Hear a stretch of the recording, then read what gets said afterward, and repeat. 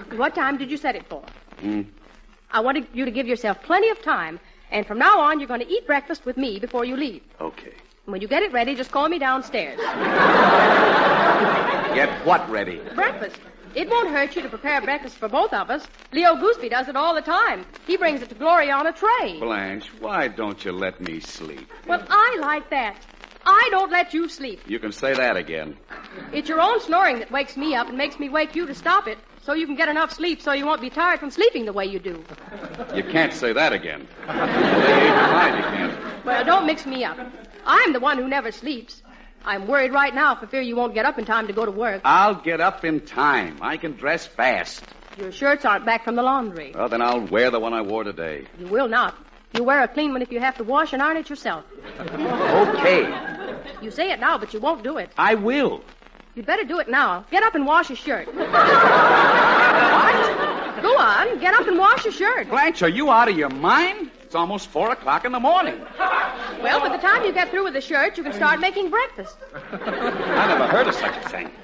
You know how I have to wrestle myself to sleep, and when I finally do, you lie there just waiting to wake me up like some jungle-prowling alligator. Alligators don't prowl in the jungle. Well, what do I care? You'd wash your shirt quick enough if you were going to see Gloria Gooseby. I don't need a shirt to see Gloria Gooseby. I believe that. Now, don't you start trapping me into saying things again. With that kind of bait, you'd be trapped every time, brother. Oh, Gloria Gooseby. I wish I'd never seen the woman in my life. So do I. You're not the same person you used to be, John. What's the matter now? Whenever you're alone with me, you just sit and mope. I don't mope at all. I'll bet you're sorry you married me.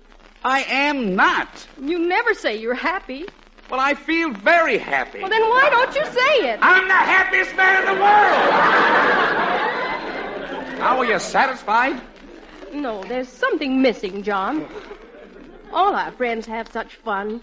With their children, I mean. The Goosebeys have a baby. The Flafters have a baby. And yesterday, the Marvins had a baby. Everybody has a baby. Blanche, it's 4 o'clock in the morning.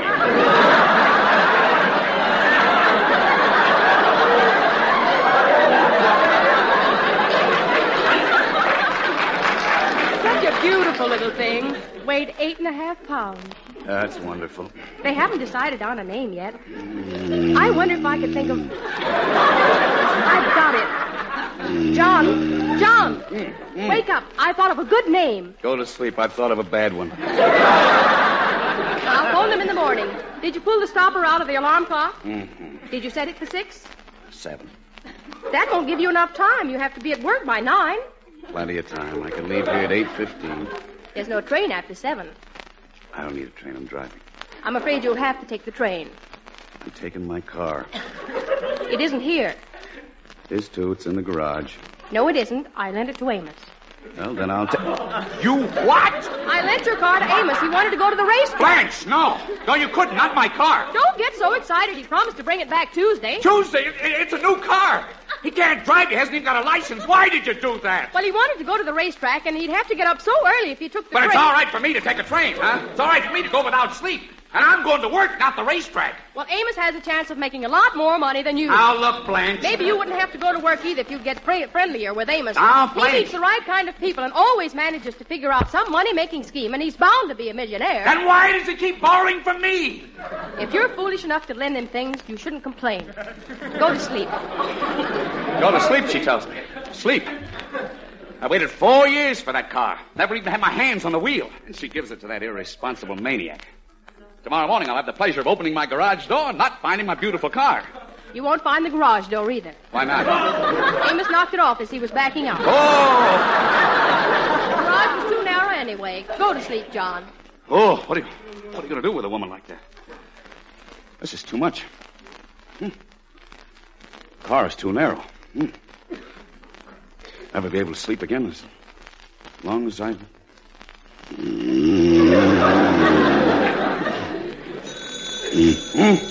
John, get up. Okay. Feels like I didn't sleep at all. How do you shut this darn thing off? Where's the stopper? Put down the alarm clock. It's the phone. Oh, I knew it couldn't be the alarm because I just ducked out. Oh!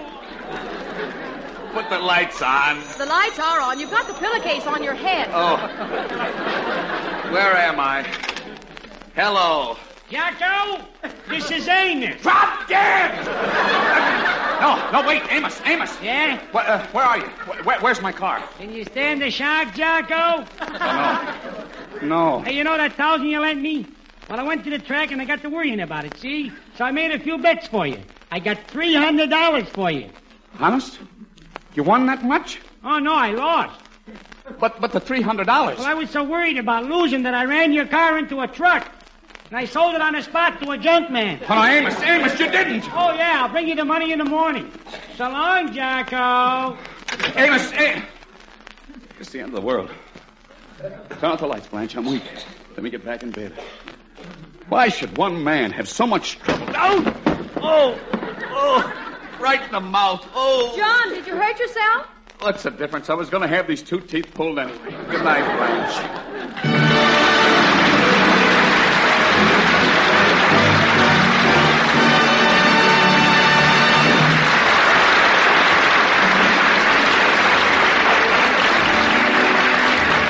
This is Toby Reed reminding you, for lovely, lustrous hair, use Dream Shampoo.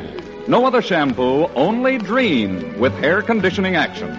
Leaves your hair more lustrous, yet so easy to manage. Listen next Sunday for another pleasant half hour with Don Amici, Danny Thomas, Francis Langford, Carmen Dragon, and his music. And now, here is Don Amici wishing you good days, good nights, and good luck until we meet again. Let's all remember the March of Dimes.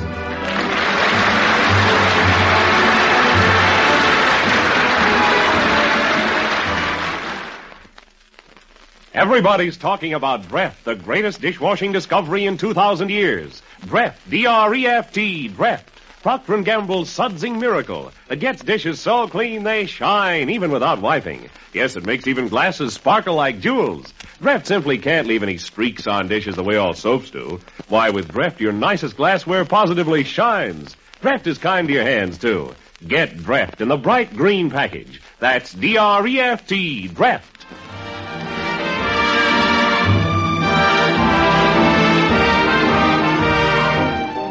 Danny Thomas appeared through the courtesy of Metro-Goldwyn-Mayer, producers of the Technicolor musical Till the Clouds Roll By. Danny Thomas's song was written by Jerry Seelan with special music by Carmen Dragon. Some managers of American households may not realize that saving used fats is more important today than ever. To help get more soap, fabrics, and other needed items, save used fats. The need is urgent, the reason's sound, and dealers now pay more per pound. This is NBC, the National Broadcasting Company.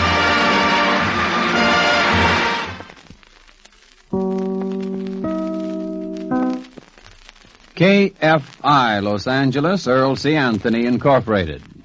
Dentine. Swing the Dentine way. It's refreshing, you will say. Dentine chewing gum, it's keen chewing gum. Buy a pack today. You're listening to 1940s Radio on the Rocket Classic Radio Network.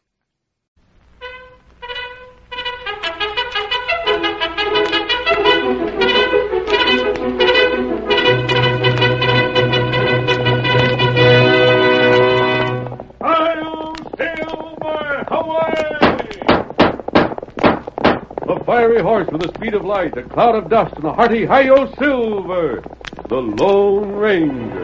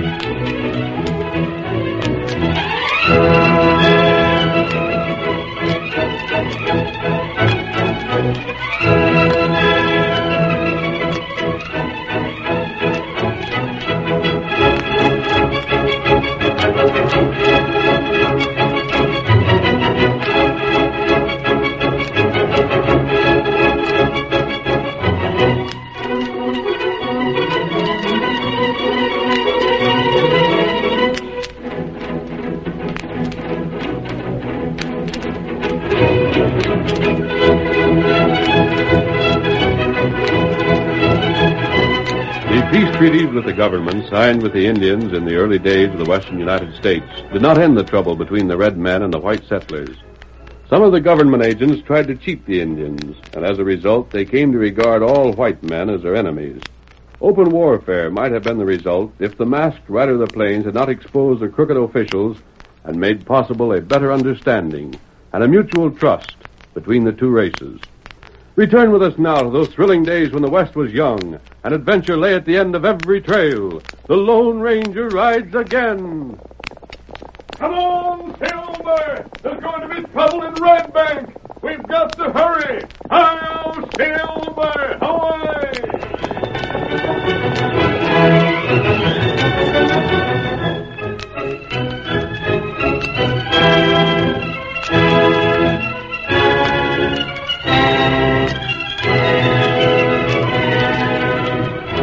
Our story begins in the little town of Red Bank. Lem Pike, the storekeeper, was busy in front of his shop when he looked up to see a tall stranger walking by.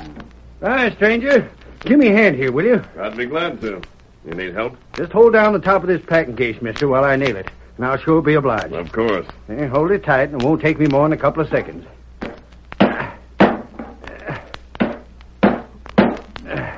Better put another in here, I reckon. There. Yes, that does it all right. Thank you, stranger. Looks like you're moving out. Leaving town, are you? That's what I'm doing. Say, you don't want to buy a store real cheap, do you? Yeah, let me see. Yep, I could let you have the whole blame thing, lock, stock, and barrel. Building, supplies, and goodwill for $500 cash down. I'm afraid I wouldn't be interested, but it sounds like a bargain. You sure you don't want to buy? I've said I didn't. Shucks. Being a stranger, not knowing any better, I figured maybe you might give me $500.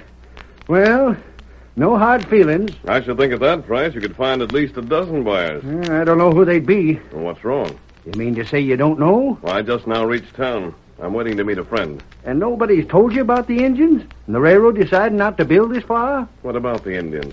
Blasted redskins. They're the critters that are making all the trouble. The government gives them a reservation, gives them schooling and grub, makes a treaty with them to keep the peace. And now they're putting on paint and getting ready to go on the warpath. There must be some reason. Them savages don't need reasons. They just ain't satisfied unless they're collecting white folks' scalps. But what's that got to do with the railroad? They sent word they're stopping construction of Salisbury. I don't understand. I thought they planned to reach Red Bank before winter set in. That's what we all thought. That's why we come here and paid top prices on everything, figuring on getting it back when the railroad reached us. Mister, for making cash and making it fast, there ain't nothing to equal keeping store in a town that's at the end of the rail. But you can't... Wait. Is it the Indian trouble that's made the railroad decide to stop at Salisbury? It ain't nothing else. Word came last week. Said they wouldn't send their crews into country where they was likely to have to fight off Indians. And that means we don't get the railroad for another year anyhow. Maybe not even then. Red Eagle is chief of the Indian tribe near here, isn't he? And he's a murdering varmint. I've never heard that he made war on the whites. But he's going to, stranger. He's going to. And I'm just hoping to heaven I'm clear of these parts when he busts loose. It doesn't seem possible Red Eagle would lead his braves on the warpath without a reason. If he's got one, then it's a reason I don't know nothing about. And here comes a fella could tell you if anyone could. Yes? It's Jake Duffy. He's Indian agent. And right now, with trouble likely to pop, I wouldn't be in his boots for all the beaver in the mountains. Hi there, Jake. We're just talking about you. Oh, boy. Whoa there, whoa. Talking about me? Uh-huh. The stranger here was wondering what's got into the Indians. I said if anybody savvy them varmints, it was you. You any idea what's made them put on war paint? You bet I have. Yes? They're just a pack of sneaking killers. All they signed a treaty with the government for was to get what they could. That's the way of redskins. Then when they got all they wanted, they break their word and go back on the treaty. Do you really believe that? Listen, stranger. What I don't know about Injuns ain't worth knowing. And I can tell you straight out, there ain't a one can be trusted. I've always said that and always will. And that explains a lot. Yeah? You're the Indian agent. To the Indians, you represent the government. But if you've made your attitude as plain to them as you have to us, it's not surprising there's been trouble. Just what do you mean by that? I don't say your attitude could have been enough to send Red Eagle on the warpath, but I do say if there's been misunderstandings, your attitude would only make them worse. Sympathizing with Redskins, huh? Well, Say, where are you going? I have to leave you, but think over what I said and act accordingly.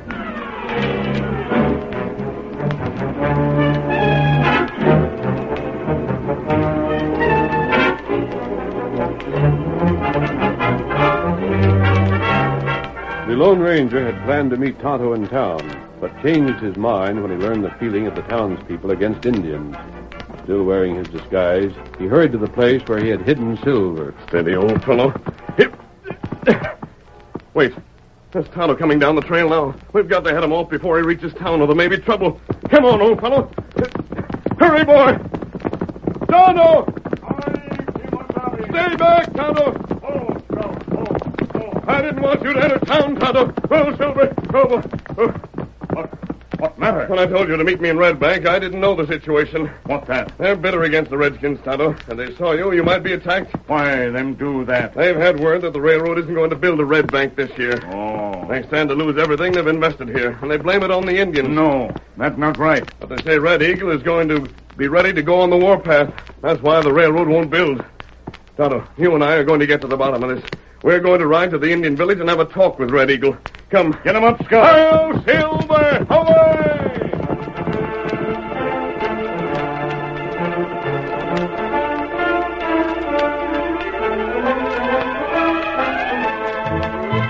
Normally a journey of 3 days, the racing hoofs of Silver and Scout carried their masters within sight of the Indian village in less than 2. As the masked man and Tonto approached, they could see the braves dancing and hear their rising chants. There, Red Eagle. Do you know him? Oh, him good friend, Tonto. They look angry, Tonto. You, white man, them not like that. Close now. Oh, Silver. Lato, Manikti, Duma. How, Tonto. Ni tola kine. Why Tonto bring Paleface to village of Red Eagle? Oh, him good friend, all Indian. Him good friend, Tonto. Him friend? Huh? I'd like to be your friend, Red Eagle. I've heard many good things about you. Why you come here? Red Eagle, they tell me in the white man's town that you're making ready to go on the warpath. Do they speak the truth? That true. But why? You smoked the pipe of peace with the white man? You gave your word to the great white father in Washington that you would stay on your reservation. Me give word, me keep word. Great white father give word, not keep word. You mean that the white men broke the treaty first? That's right. But how? Paleface kill buffalo. Once many buffalo here, now buffalo gone. White father say him give Indian cow, take place buffalo, but him not do that. You haven't been getting your beef rations? Get only half what white father promised. If your beef rations were short once, it could easily have been because of a mistake. Not only one time, it happened many times. Wait. Tell your braves to take off their war paint. Tell them to forget the war dance. I believe I can help you. If I do, it'll save the lives of both red men and whites. What Tonto say? White friend with mask, speak true. You do what him tell you. Maybe him not help. Then you'll have to take what action you think best. But until then, give me a chance to try. Red Eagle think man with mask, speak with straight tongue. Now you hear Red Eagle. Yes? Brave, want to fight. Me not hold them back for long. But Red Eagle give word, them not go on warpath till time cattle come. Very well. Now, where do your cattle come from? What ranch supplies it? Cow got marked like this. Me make mark on ground. Yes? You look. First, mark like this. Then, mark like this. I thought so. The bar end. The government buys cattle for the soldiers from that same outfit. It's beyond Salisbury. When will the next delivery be made? Maybe 3-4 weeks from now. That may give us time to learn what we wish, and we can stop at the railroad construction camp on the way. Red Eagle, you'll wait only until the beef arrives? If White Father not keep word, we go on warpath. Then come, Tonto. Yep. Red Eagle, we'll expect you to keep your word. Come on, Get him up, Scout.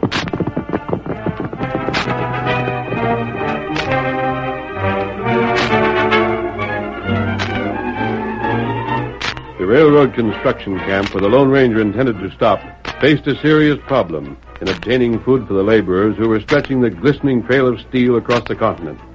The buffalo had been driven off, and the men were dependent on the ranches of the district for their food supply. We see Fred Bowen, the engineer in charge of the construction camp, speaking to Ed Scott, the owner of the Cross M Ranch. Where's your money, Scott? Thanks, Mr. Bowen. That's for the cattle you delivered last week. We've got to have more, and if Cross M won't supply it, we'll get it somewhere else. I don't know where. Well, there's a Bar M. Huh. They're hard put to it to fill a contract they made with the government. You figure on them to sell you beef, you're local. What do you think I'm going to do, work my men on half rations? How long do you think I'd keep them? Well, I'm doing the best I can for you. I could get cattle somewhere else. Can you wait a week or so? I'll wait if you'll promise delivery. Mr. Bowen, you'll get delivery. Good. That's what I wanted to hear. But I don't know if I can sell you any more after that or not. We'll likely not need more. We're stopping construction at Salisbury, you know. Yeah, so I heard. Well, I'd better be getting on for home. It's dark out already. But you'll get them cows, Mr. Bowen. Don't you fear. Very well. Good night. Night, Mr. Bowen. Trouble. Trouble with the Home Office. Trouble getting food. Trouble with the Indians. Oh, what did I do with those reports? What the... I want to talk to you, Bowen. A masked man. But not an outlaw. You will. Don't reach for that gun. What do you want? I came here to try to persuade you to follow your original plans, to lay track as far as Red Bank. Now, hold on. I don't know who you are or anything about you. But if you're hired by the people in Red Bank to threaten me, you'll get nowhere. They didn't hire me, and I'm not threatening you. Well, then I'll say this. We're as anxious to build the Red Bank as they are to have us. If we could be assured the Indians wouldn't make trouble, we'd carry out our plans. But I've had definite reports that Red Eagle is getting ready to go on a rampage.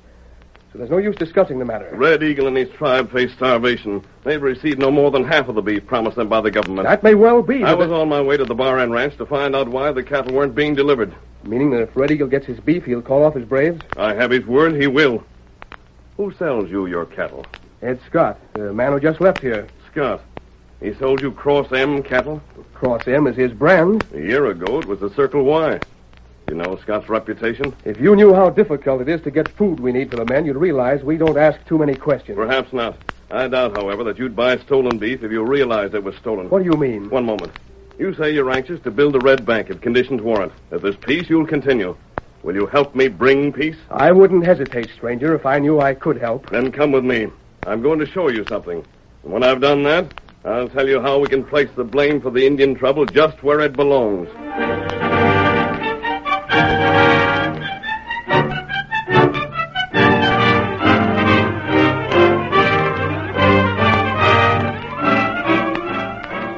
The curtain falls on the first act of our Lone Ranger drama. Before the next exciting scenes, please permit us to pause for just a few moments.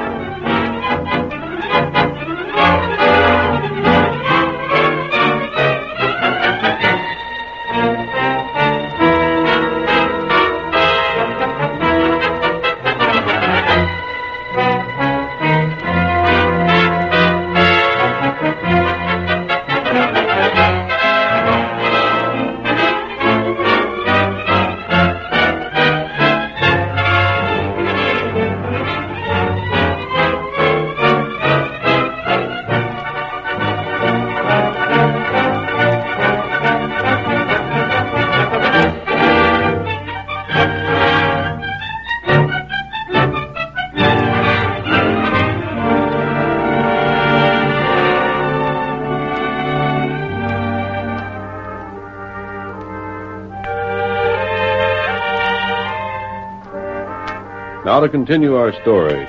Shortly after the Lone Ranger told Fred Bowen he could show him what had become of the cattle promised to Red Eagle, the masked man said goodbye to the construction superintendent and rejoined Tonto, who had been waiting outside the camp. Whoa, Silver. Whoa. You talked to feller? Not only talked to him, Kemosabe, but learned enough to save us a trip to the Bar End. Not good. Bowen will help trap the thieves. However, it can't be done for some time. And in the meanwhile, the people in Red Bank will desert the town unless they're stopped. We'll have to ride and ride at once. Yes, Scout. First to Red Bank again. We've got to stop those people leaving town. How we do that? We'll find a way, and that isn't all, Tonto.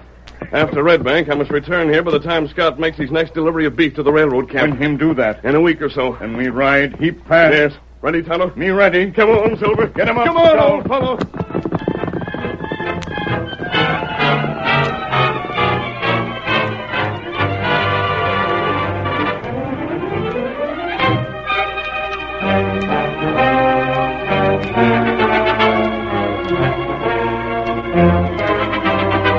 Red Bank citizens had scoured the countryside for every available wagon and had loaded them with their possessions.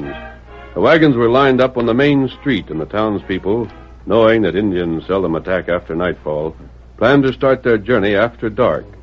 The men of Red Bank gathered in the cafe for the last time. And drink up, gents.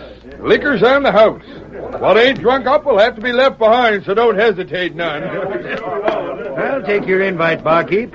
Hey, you drinking, Mort? Might as well. How about you, Jake? Lem, having to stay behind on account of I'm engine agent, I ain't so anxious to see the liquor got rid of. I sort of planned on taking what's left for myself. I'm doggone glad somebody can get some good out of this. Does seem like a funny kind of celebration, don't it, Lem? Drinking to our hard luck. Can't be helped. The Redskins are mean and the railroad won't build.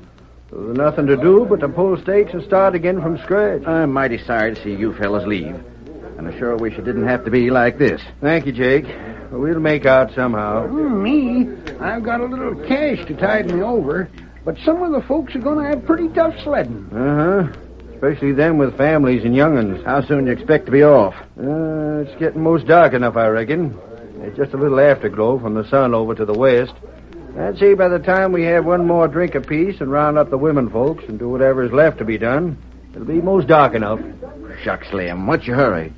You got the horses all hitched, ain't you? Horses are hitched, wagons lined up, and everything loaded. But the farther we are from this part of the country and the closer to Salisbury come morning, the better pleased I'll be. Which same I agree with. Fellas, listen here.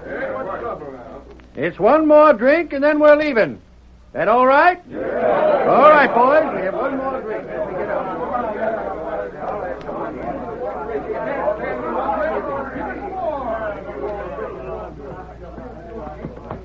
We didn't allow ourselves any too much time, Tonto. We'll have to hurry if we're to be finished before they come out. Tonto, hurry. The saddle horses are all tied together. How soon will you be finished? Me. Tie one more wagon. The horses at each wagon are tied to the one in front? That's right. And them tied good. As soon as you're ready, climb in this first wagon and drive off. The others will follow behind. I can handle the saddle horses. Scout will follow along with us. There. Tonto all through. Quickly, Tonto, into the wagon. They may be coming out. You hurry. Steady, Silver. All right, Tonto. Get those wagons started.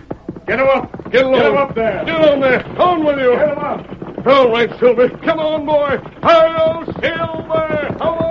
Hey, what's happening? The wagon. Somebody steal the wagon. Come on. What in place? The horses. Get in the saddle. Get after the varmint. We can't. The horses are gone, too. Of all the blasted nerve. What do we do? How do we get them back? Don't ask me. What in thunder can we do? My golly. There goes our horses, our wagons, and every blame thing we own. Every blame thing. But that means we can't get out of town. That's just what it means. Unless we walk. And the fellow that wants to walk through Indian country is welcome to it. But me, I'm staying here.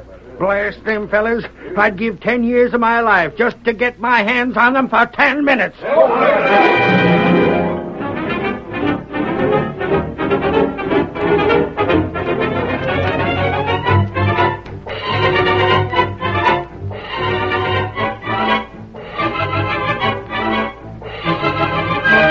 The townspeople had no way of knowing that their horses, wagons, and possessions were taken to a valley no more than a half-mile distant.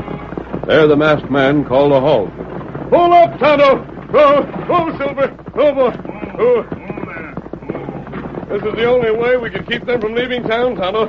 But this means I'll have to go back to the railroad camp alone. You want Tonto stay here? We're responsible for these things, Tonto. One of us should stay to guard them. That's right. I won't be able to ride back here before it's time for you to return the wagons. You'll know when it's time, however. The government cattle for the reservation will be going down the trail first. Me know. And things will happen fast after that. Red Eagle as much as told us he wouldn't be able to hold his braves back if the rations are short this next time. Him try, but Tonto afraid him not do that. We'll hope our plan doesn't fail. It work all right. That's something we'll know the next time we meet. Come on, Silver!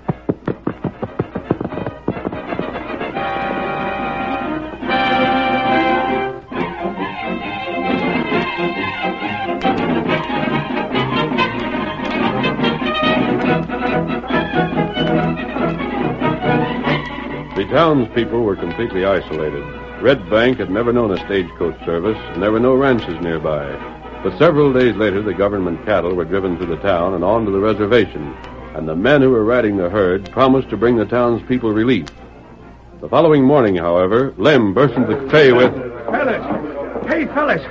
All Ned's busted loose. The Indians are on the warpath this time for sure. Eh? Where'd you hear that? Anybody see him? Don't have to see him. Just step over to the door there and listen. What is it? You'll hear it all right. Let's push back them doors. Now hush down and listen. By heavens, war drums. That means business. What in blazes has got into Red Eagle now? I was just beginning to think maybe you'd forgot all about putting on war paint. Well, there's Jake. He delivered cattle to him yesterday evening. Maybe he savies what it's about. Hey, Jake, come here. There's gonna be the devil today, folks. But, Jake, what's the drums for? To let us know we're gonna lose our scalps. What I want to know is what's behind this. You're the Indian agent. You ought to have some idea. You can't figure old Red Eagle out. But you got He's just a cantankerous, troublemaking heathen. You know what he had the nerve to say when he got his cows? What was that? Claimed the government was cheating him. Said he was 300 cows short. So that's it. He wasn't right, was he, Jake? Of course he wasn't. He's bound for trouble and he aims to get it, that's all. Hey, look it. Here comes Frank. What's up? What's he running from? The Indians are coming. We see them. They're riding here now. And us with no horses. Into the cafe, folks. It'll hold us all. There ain't no better place to fight them off. Come on. Come on. Inside, everybody. Come on. Hustle up. Get inside. Pile the tables and chairs in front of the doors. There's the painted varmint. Blasted red devil. Keep back from the windows. Load up your shooting irons. Don't let fly till you're sure you can hit something. Here they come. Stand ready. Wait a second. What's that? It ain't Indians. There's something else headed this way. Camel. Sounds like a trail herd. But where'd they come from? What do they go? There comes the masked fella. And headed this way. I'm going out there and see what this is all about. You can't land me in. Look for yourself. They're pulled up when they seen the cattle coming. Help me get this stuff out of the way. Don't fire at the Indians. I'll get Red Eagle and bring them here. Hold your fire and there'll be no fighting. Come on, Silver. What's he up to, Lamb? The doggone idiot is riding straight for the Redskins. They'll shoot him down. The cattle. It looks like them fellas riding the herd are taking them critters straight on toward the reservation. Where'd they come from? Whose cattle is it? Search me. You know anything about this, Jake? How should I? Now, the Redskins are taking them cows over. Because they belong to the Indians. What? Who in blazes are you, mister? Bowen's my name. Your name is... Say, you ain't the fella in charge of building the railroad, are you? I am. And you came here with that herd? My men drove it here. Bowen, just what did you mean when you said them critters belong to Indians? The Masked Man and Red Eagle are coming. I believe the Masked Man will make things clear enough. Oh, boy. All right, Red Eagle. There's nothing to fear from these people. Man with mask, you good friend. Me trust you. Say, stranger... One moment. You're wondering why Red Eagle is here as a friend after coming as an enemy. That ain't the half of what we're wondering. The cows the railroad fellas bought... Were stolen from the Indians. That ain't so. The Indians got everything they had a right to. And I seen the brands on them critters that just went by. They was Cross M stuff. Government beef wears the bar ensign. You know the explanation, Jake. I don't know nothing. The Indians were given a definite promise of a certain number of cows. They only received half of them, however. What's that? I mean that Ed Scott put his brand on the other half and sold them to the railroad. It's easy to make a bar N into a cross M. That's why Scott chose that brand. Well, how could Ed Scott steal cows without Jake knowing of it? He couldn't. What? Look here, mister. Are you accusing I'm me of... accusing you of being Scott's partner in this. He stole the cattle. You reported to the government that the Indians received their full quota, and the two of you shared the stolen profit. That's a blasted lie. Show us your wallet, Jake. Show you? Hurry. I'll do no such thing. And we'll take it by force. Jake, if you ain't got nothing to hide, why don't you do like the masked fella says? Sure, all right. Sure I will. The cash I got in my wallet belongs to me. Nobody can prove I didn't come by it honest. Jake, give your wallet to Lem here. To me? Yes. Take it, Lem. These hombres must be loco. Now then, Lem, don't let me see the bills inside the wallet, but examine them and tell me if there isn't a small cross marked in two corners of each one of them. Just wait, I'll look. By golly, it's so.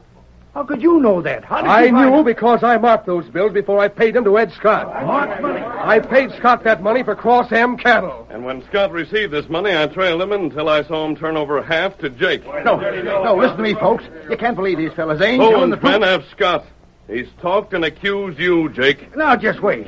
Let me get this straight. Jake and Ed Scott stole Red Eagle's beef, and Red Eagle started on the warpath because of it. Is that right? His people face starvation, Lem. He isn't to be blamed. Well, I should smile he ain't. If I was him, I'd have Jake scalp. And, Jake, it's because you're thieving that the railroad ain't going to build to here. Why, you... The railroad will be built, Lem. If Red Eagle can promise peace, I'll promise rails to Red Bank before winter sets in. What do you say, Red Eagle? There peace now. Me not make war. Good, you hear that, fellas? This opens the way for an honest Indian agent to be appointed. There'll be no more trouble. There's just one thing wrong with all this. What's that, Lem? It's fine to have everything peaceful again and to know the railroad's going to be built. But some low-down crook stole all our stuff. They got every blame thing we own. Well, what's funny about that? If you take the men and go about a half-mile south of town, I think you'll find your wagons and everything else that was taken. Is that the truth? Lem, the men you thought were thieves are the men who did all this for you. Tonto and the Lone Ranger.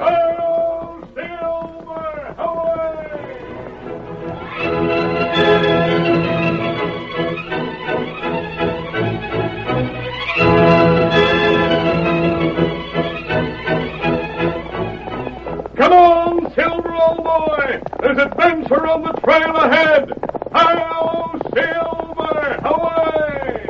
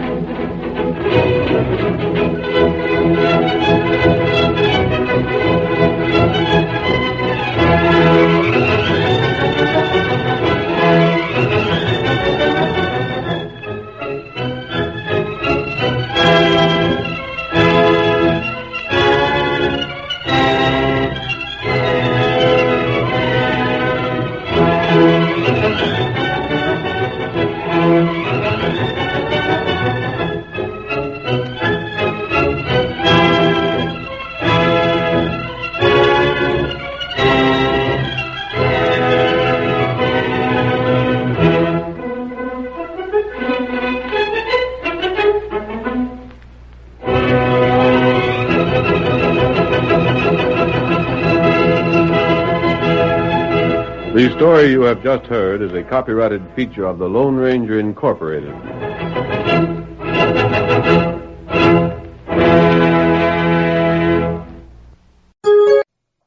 The Rocket Classic Radio Network, keeping the radio memories alive thanks to the sponsorship of John Paul Pet. Pet care with a salon pedigree. Tested on humans, but pH balanced for pets. Visit johnpaulpet.com today.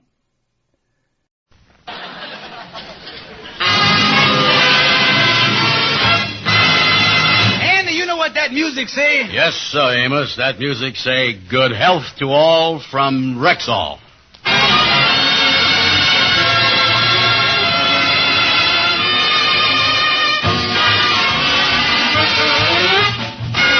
The Amos and Andy Show, written by Joe Connolly and Bob Mosier, featuring Ernestine Wade, Johnny Lee, Amanda Randolph, Fred Clark, Byron Kane, Jeff Alexander's music, yours truly, Harlow Wilcox, and starring radio's all-time favorites, Freeman Gosden and Charles Correll.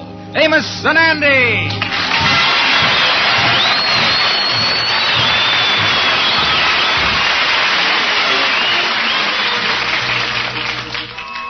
How do you do, ladies and gentlemen? This is Charles Correll, and I want to tell you a true story. Recently, I accompanied a friend while he did some shopping in a certain drugstore, and I was very impressed by the fact that only the day before, I had seen 2 of the items he bought selling in a Rexall store for exactly half the price he was paying. Now, I'll admit that this may be an unusual instance, but, ladies and gentlemen, it's the truth. And it serves to illustrate a fact I've learned from actual experience. As a general rule, you'll buy better for less in your friendly Rexall drugstore.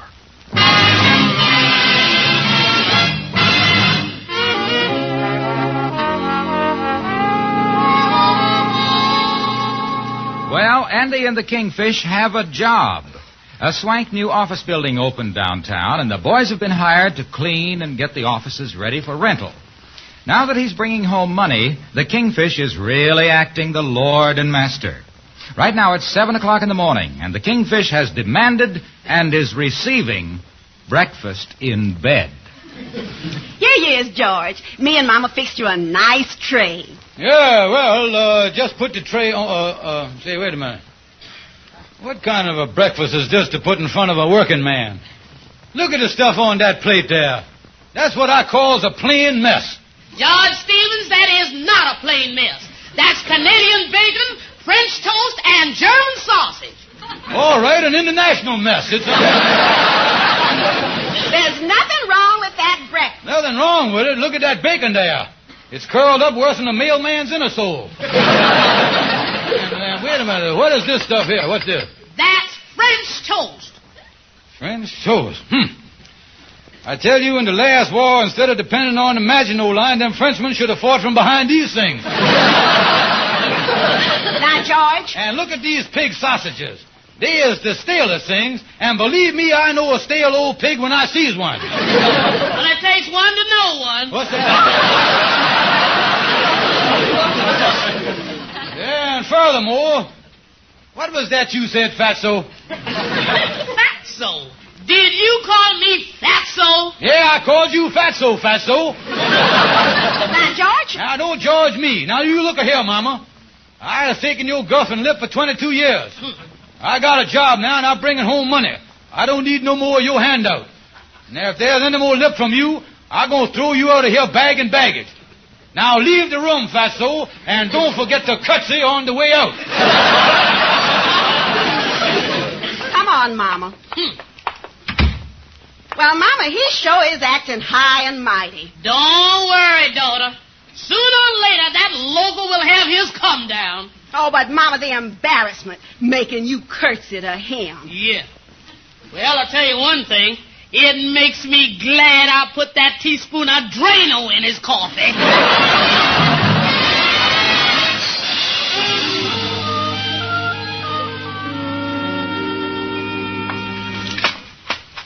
Yeah, well, you're doing a nice job of mopping there, Andy. Yeah, we ought to have this suite of offices finished by tomorrow. Yeah. Say, notice you done give up cigars there. Smoking cigarettes now, huh? Yeah, this is one of them new kind with the built-in filter. Oh, got a filter in there. Oh, yeah. You see, the filter takes out the nicotine, the rosin, the tars, filters the smoke, and removes the heat and the harmful irritants. I'm going to give them up, though. No, what for? Well, why should I pay 18 cents a pack just to breathe fresh air? You got a point there, all right. But you know, Aaron, I've been thinking about this cleaning here. We ought to go in business ourselves, of course. Instead of charging a flat rate of $1 an hour, we charge by the foot. What do you mean by that? Well, instead of cleaning this way, I suppose we charge 50 cents a cubic foot. No. I like this work better. I don't want to go around cleaning no Cuban's feet.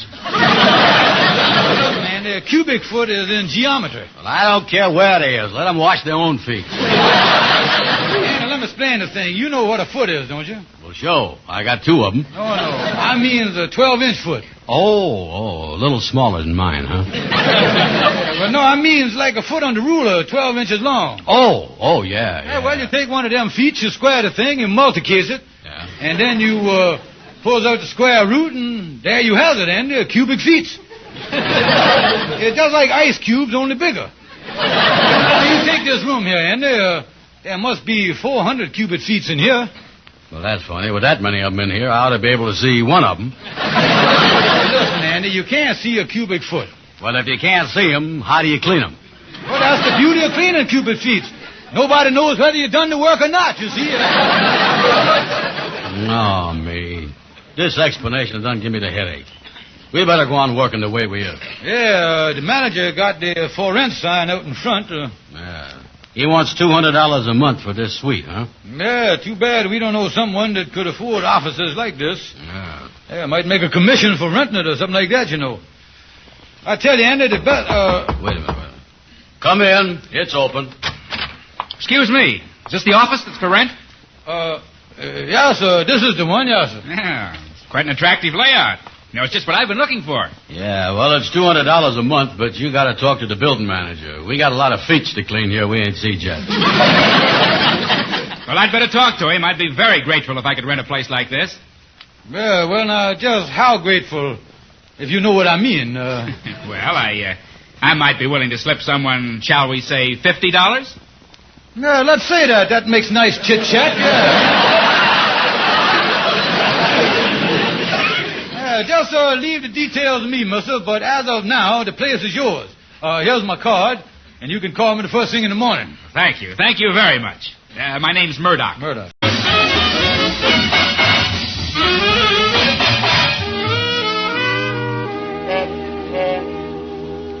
Thank you very much, Mr. Stevens. Thank you for calling. It's a deal. I'll move in tomorrow. We got the office, huh, Fred? Yeah.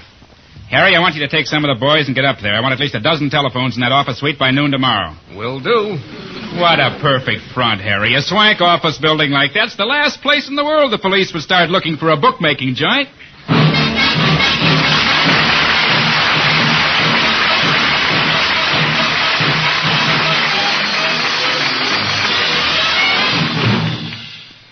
Good evening. This is your Rexall family druggist speaking to you for the 10,000 independent druggists who have made the word Rexall part of our own store names. We've done this because we recommend and sell the 2,000 or more drug products made by the Rexall Drug Company. Rexall Anapac is a good seasonal example. Thousands have already learned to depend on it for effective relief from symptoms of the cold that has gotten a grip on you. That's because Anapac combines antihistamine with time-tested APC compound. That way, you not only get quick relief from nasal congestion, but also from the headaches, muscular soreness, and fever that usually accompany a cold. So remember, next time you feel a cold coming on, start taking Anapac as directed on the label. That's A-N-A-P-A-C, Anapac, at Rexall drugstores everywhere.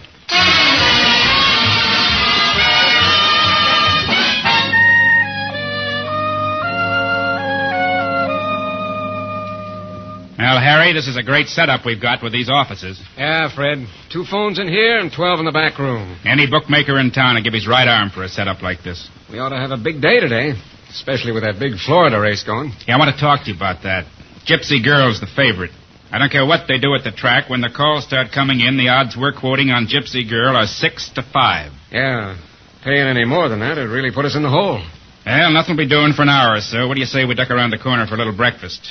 Say, you don't think anyone would mess around with a setup, do you? Harry, nobody messes around with fancy Fred Murdoch.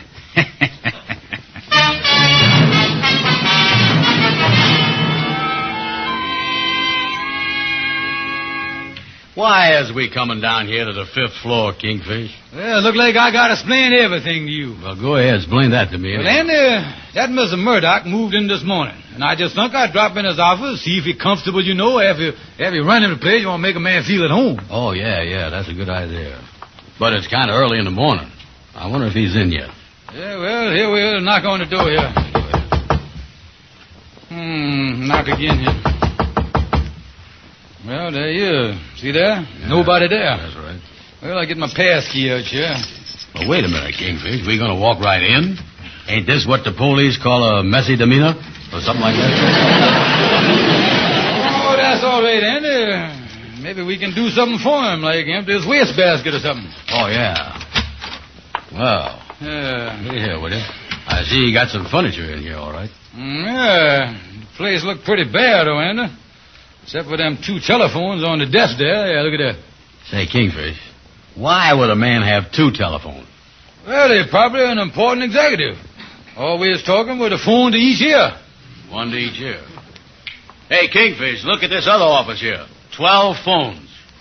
He must be awful important, or else he got more ears under his hat than I think he is. Yeah, you're right, Andy. Look in there, will you? Yeah, let's go in here. Yeah, look at these phones. Look at all these phones. I wonder what business he could be in. Well, I see, Kingfish. He's a butcher. He's in the hamburger business. Man, what makes you say that, Andy? Them pictures of horses all over the walls. Yeah, there's some pretty choice cuts there, ain't there, boy? Yeah. Wait a minute, though. I'm just looking at this slip of paper on his desk here. Got to sit there and read it to me. What do you say? He ain't no butcher. He must be a band leader. Got something about music written down here. Music, Andy? Yeah, look here. It's a bell, notes, and piccolo. Let me see that. No, Andy, that's Belmont and Pimlico. Yeah. Say, I don't hear them names before, Kingfish. What is they? Well, I think there's islands in the Caribbean, Andy. Oh, yeah. That's where them Cuban feets come from. Well, there ain't nobody here, so we might as well go ahead and... there's the telephone, Andy. Better answer it. Maybe we can take a message, Mr. Murdoch. It's right near you, that one right there. Yeah, okay. Hello? What? What is that again? No. Who was it, Andy? Oh, some fella had the wrong number. He thought this was the Pullman Company. The Pullman Company? Yeah. Wanted to know if I had a sleeper in the 8th.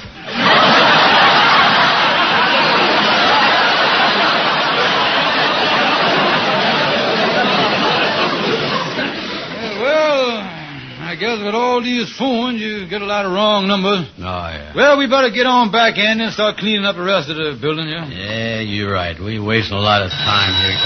Hey, but I'll get this one, Andy. It's near me here. Go ahead. Hello? Uh-huh. What is that? No. It's, 20 to 8. You welcome. Come on, Kingfish, come on. What was that call about? Oh, another wrong number. Some crazy fella mumbled something about Gypsy Girl. Then he didn't know what time it was. Didn't know what time it was? No, he asked me if it was 6 to 5, and I looked at my watch and told him, no, it was 20 to 8.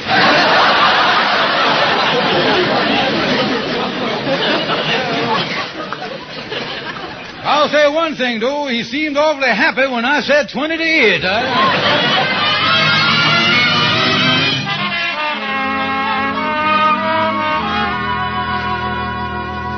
Well, that was a pretty good supper, Sapphire. Oh, thanks, George. Well, Mama, what is in the newspaper tonight?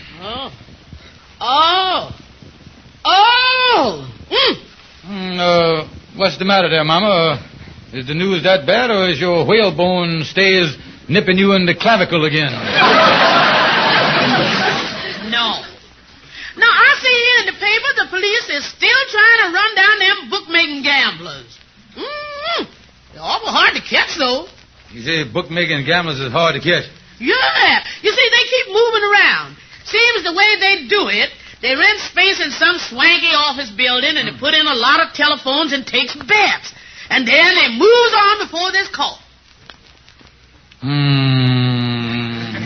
Why, George, what's wrong with you? The expression on your face. Yeah. You look like you did on the lodge picnic when the frog jumped into fricassee and you ate a green dumpling.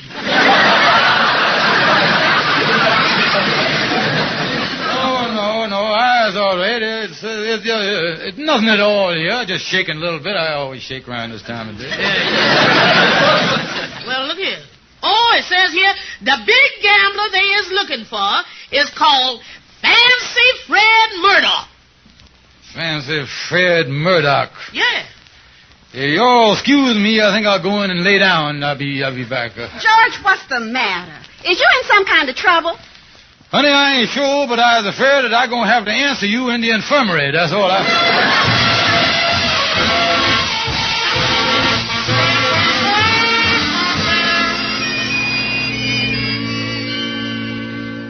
Look, Stefanelli, there's no sense calling me up and getting excited on the telephone. I know Gypsy Girl won, but the odds were 6 to 5. What do you mean we quoted 20 to 8 on the phone? Well, All right, now don't take that attitude. All right, so you're an old customer. For you, I'll pay the 28 on your $400 bet. It's costing me my own money, but I'll pay it. All right, I'll send it over. What's the matter, Fred? He said he called here this morning for the odds, and someone quoted 28. Now, why would Stefanelli lie like that? Look, he's not lying. I've known him 15 years. He's a rat, but he's an honest rat. Somebody gave him those odds. Somebody's been in here. Yeah. Hey, wait a minute. When we came back from breakfast, I could have sworn I seen them two cleaning fellas coming down the hall. And the bald-headed one had a ring full of keys. Yeah, I don't know, but it's costing me $1,000. I'm going to pay a little call on that George Kingfish Stevens and interview him for a write-up in the obituary column.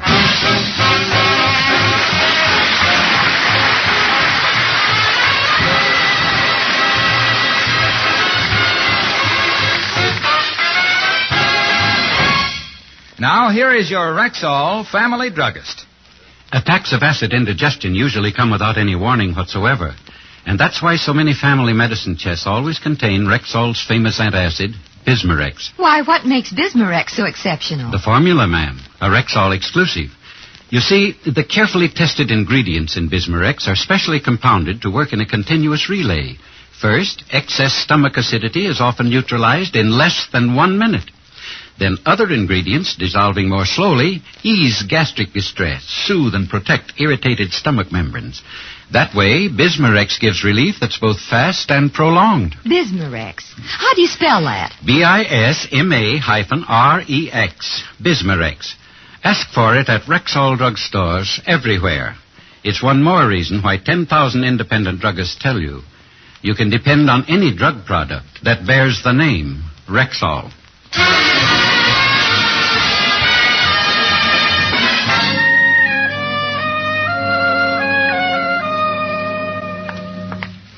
Oh, me. I hear that Francie Fred Murdoch has been looking for me and with a gun, too. What in the world is I going to do? Well, let me get in here and see Algonquin and J. Calhoun. Calhoun, I'm glad you're in here, boy. I'm really glad you're here. I was in a terrible spot, and you got to help me. Now, calm down, Kingfish. Calm down. Yeah. Now, listen, Calhoun. Now, wait a minute now. A man is out looking for me. Kingfish, I is ready to help you, cause to me, you were just like my own son. And this fella really mad at me. Kingfish, like I say, I is just like a father to you. And this fella is carrying a gun. Son, you has just been disinherited. Now, look here, Calhoun, you has got to help me. Now, look here, the fella, I'm trying to think of his name here. I'm so nervous I can't, yeah. The fella's name is Francie Fred Murdoch. Fancy Fred? Yeah, you don't ever hear that name, Fancy Fred, Fancy Fred? Yes, sir. Now, there is a mean man. Oh.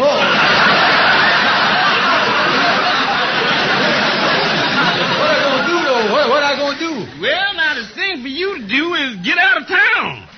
Yeah, that is right. That's the only thing. Yeah. That's the only thing for me to do is to get out of town on the railroad. Yeah. Now, wait a minute. That's a good idea. But listen, I know what I can do, though. I can hide in the lodge hall and make my getaway in the morning. Yeah. Then I hop a train. Oh, thanks for the advice, Calhoun. Thank you for being a friend, a true friend. Don't mention it, Kingfish. I is your friend. Oh, a friend is something, all right, Calhoun. Yeah, you is right, Kingfish. You is right. Friendship is a beautiful thing. Oh, yeah. Oh, I'll never forget when I was a young fella, I was prospecting up in Alaska.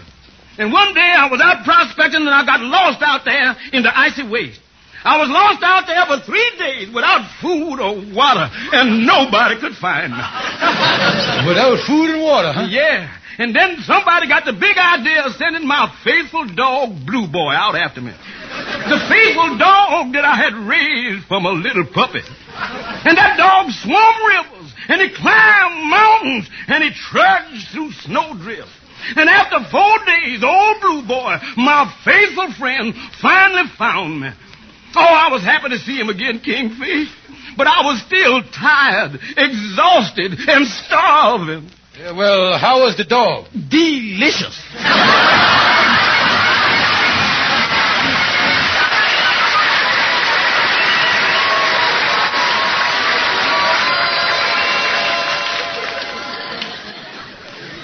Well,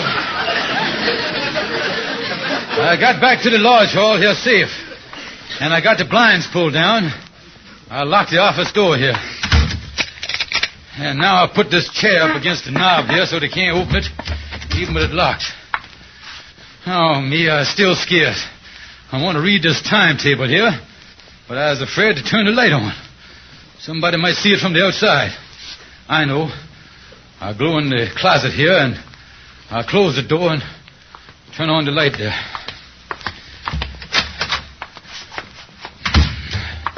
Well, I better lock this closet to be safe. I'll lock it from the inside. There. Now I was all alone. Hello, Stevens. What kept you? Well, I had to stop by the station for the time. Yeah. There's a mean echo in this empty closet here.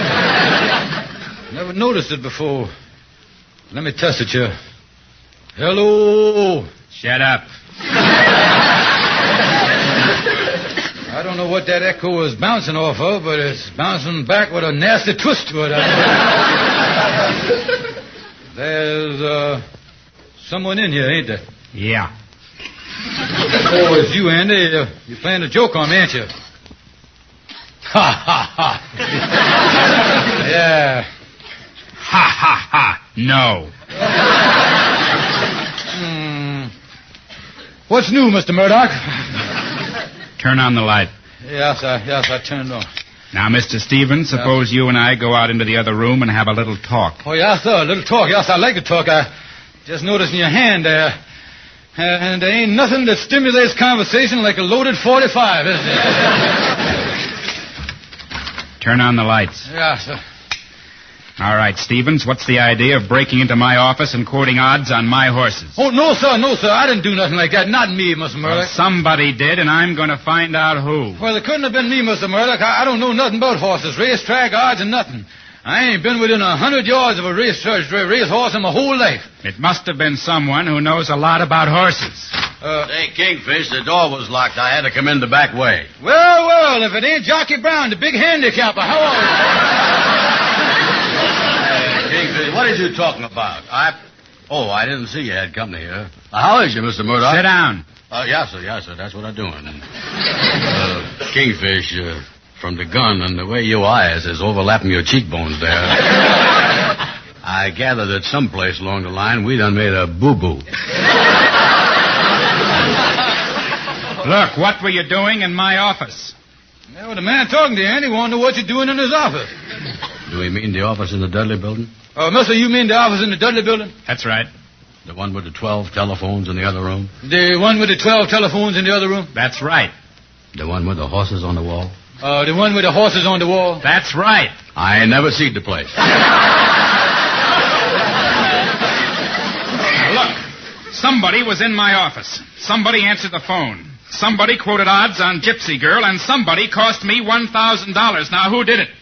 Well, now, wait a minute, mister. I realize that this ain't no time for lying, and I realize we ain't gonna get no place stolen. So I'm gonna make a clean breast of it and come right out and tell you the truth, mister. Let's hold that gun down there. Mr. Brown here's the one that done it. Wait a minute here. What you talking about? Mister, we was both there. We both done it. Look, it cost me $1,000. I want my money, and I want it by 8 o'clock tomorrow morning. Yes, sir. Well, I was willing to pay my half. I can borrow on my insurance. What about you, Stevens? Well, now, look, mister, I ain't got no money. I just started working. Look, Stevens, you have that money here tomorrow morning, or you'll be strolling along the bottom of the East River wearing a cement topcoat.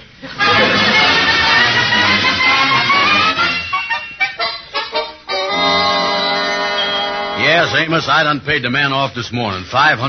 And that was the craziest thing to do over here. Why didn't you go to the police? Well, it's too late now. Mr. Murdoch done moved out of that office up there. Yeah, well, you say you paid your half of the money, but what about the Kingfish? Well, that's the strange part of the whole thing. He showed up this morning and paid the man $500, too. I wonder where the Kingfish got that money. Well, I don't know, but he said something about he's going to have to work awful hard to pay it back. Yeah, well, I guess he's going ahead and work in the cleaning business to pay the money back. Yeah, but I still can't figure where he got that money. Neither can I. I'll tell you, Amos, I can't figure.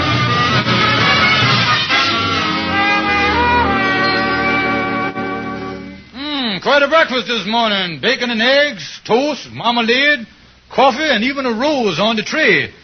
Certainly it was great to have breakfast brought to you in bed. Yeah, and I want you to cook it and bring it in here to me every morning till you pay me back that $500. And don't forget to curtsy on the way out, you bum! Oh, wait.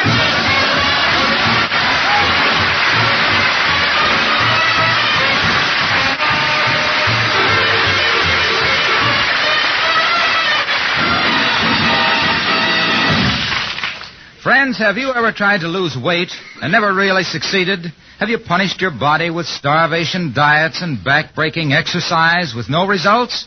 Well, don't be discouraged. There is a way out. The Ann Delafield Reducing Plan. Here's the reducing plan that's actually easy, actually fun. You don't starve. You don't count calories. You don't take strenuous exercise. Instead, you have generous, appetizing menus and the Ann Delafield Appetite Reducer Wafer, a delicious food, not a drug. Take a tip from Harlow Wilcox. If your excess weight is not organically caused, be happy, be slender. Ask about the Ann Delafield Reducing Plan at Rexall drugstores everywhere. The store with the orange and blue sign on the window. Yes, ladies and gentlemen, and don't forget to visit your Rexall Family Drugstore. And above all, don't forget to exercise your privilege as an American citizen and vote.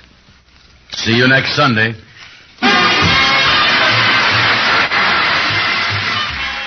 For the 1 woman in 10 with sensitive skin. There's Caranome, the beauty aids that are hypoallergenic, carefully compounded of fine, pure, mild ingredients, safe for most sensitive skins. There's a safe, pure Caranome beauty aid for every possible need. Created especially for the 1 woman in 10 with sensitive skin. And sold at Rexall drugstores everywhere. Davis and Andy Show is brought to you by your friendly Rexall druggist. This is the CBS Radio Network.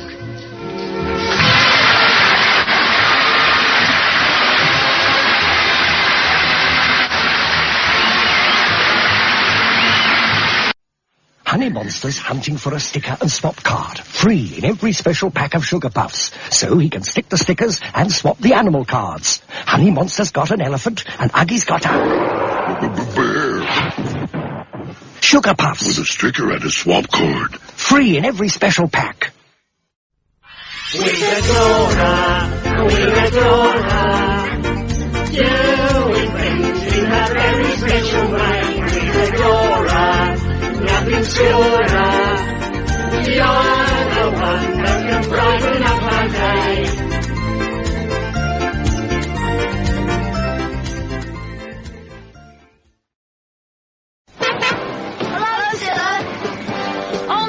Nothing tastes nicer than Cadbury's Dairy Milk. Lovely, isn't it?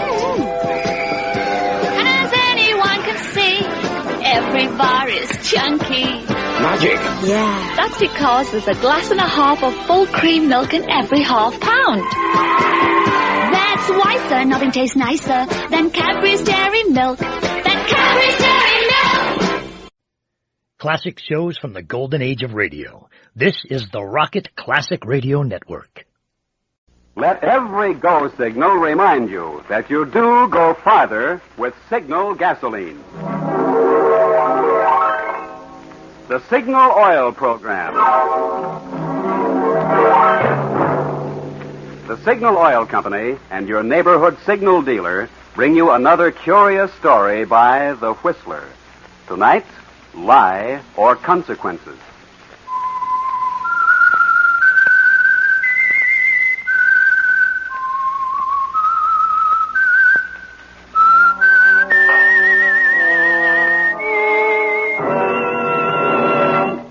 I am the Whistler, and I know many things, for I walk by night. I know many strange tales, many secrets hidden in the hearts of men and women who have stepped into the shadows. Presently I'll tell you of nameless terrors of which they dare not speak.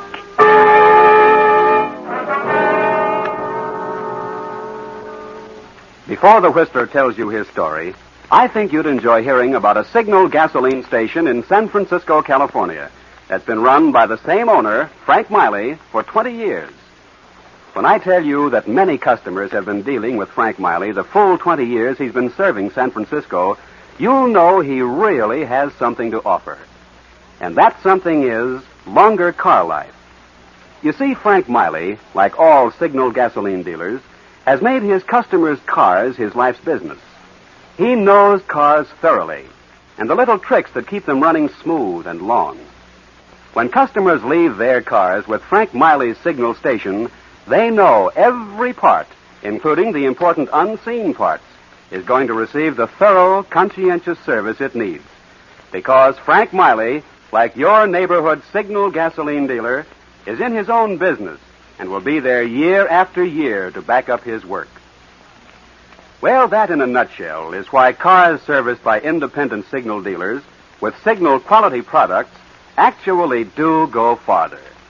And it's why now, when your car has to last out the duration, is a mighty good time for you to get acquainted with your neighborhood Signal gasoline dealer. And now, the Whistler.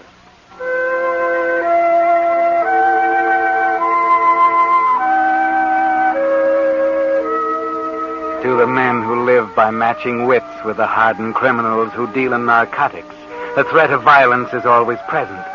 But sometimes that violence has unexpected consequences. Witness the experience of Mark Hoskins, veteran detective of the narcotics detail. It was late one fall evening that Mark, with his fellow officer Red Andrews, was making his way down a blackened alley toward the hideout of two criminals prominent in the dope trade. The door right up the top. Open not. But if we should need it, I spotted it this afternoon when I cased the setup. Anybody see you? No, nobody but the druggist. I just bought a package of cigarettes. Okay. Well, come on. Let's go get your promotion. What do you mean by that? We've been on this assignment a long time. If we crack it, you know the old man will give you a promotion. Why just me? Are you kidding? You're the fair-haired boy. I'm a dog around this department. The chief's had a knife in my back a long time. He likes an excuse to twist it. You'll get the promotion. You sound jealous, Mark. Maybe I am. Come on, let's go. Better stay in close to the wall. Right. Red, look out. Somebody under the stairs. You bet there's somebody under the stairs. Hey, behind you, Mark. Huh? There's another little blackjack. Oh, I see you. What?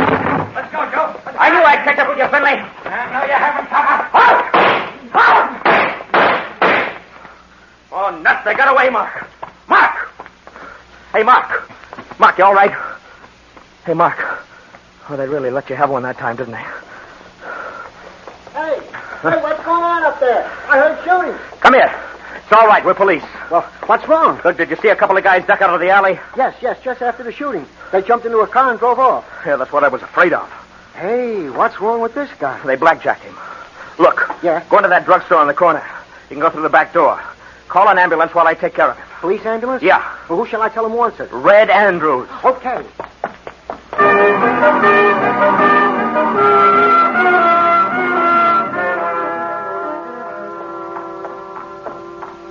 Where did you come from? The alley. I came in the back door.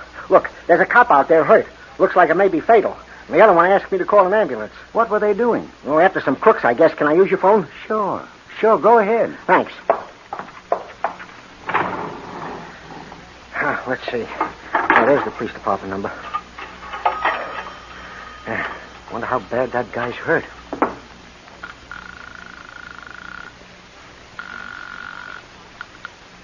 Hello, police department. Say, there's been an accident. Location, please. Behind Small's drugstore, 18th and Hunter. Two of your men tangled with some crooks. Yeah? Well, one of your men is out cold, and the other asked me to call an ambulance. My name is Peters. What about the crooks? Oh, they got away, both of them. Our man badly hurt? Yes. The other one said his name was Red Andrews, asked me to hurry in here and phone. He was working over the one that was out. Okay, we'll get a car right over. Thanks. Goodbye. Say, did I hear another shot while I was in there? Sounded like it. Well, I better go see, I guess. I'd go with you, only I'm alone here. Can't leave my store unattended, you know. I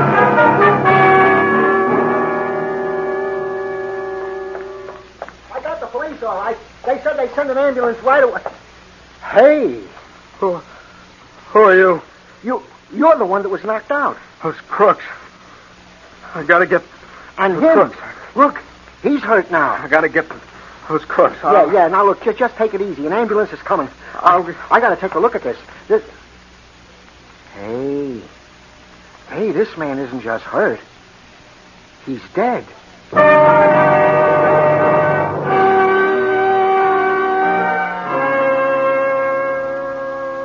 Sorry to have to bring you down to the station, Peters, but you understand. You're the nearest thing we have to a witness. I understand. I think I've told you everything I know. Yeah, there's just one thing I don't get. Red Andrews was shot. He must have been dead when you called for an ambulance. No, I don't think so. He's the one who asked me to call. Oh. It was the other guy who was out. Mm-hmm. Andrews was kneeling down over him. But, well, when I got back, Andrews was dead and the other guy was up. He was walking around kind of like he was in a daze. Yeah, I see. Well, we're not going to hold you, of course, but we'd like to be sure you stay in town. Oh, of course. Well, all right, that's all for now. I want to get over to the hospital and see Hoskins.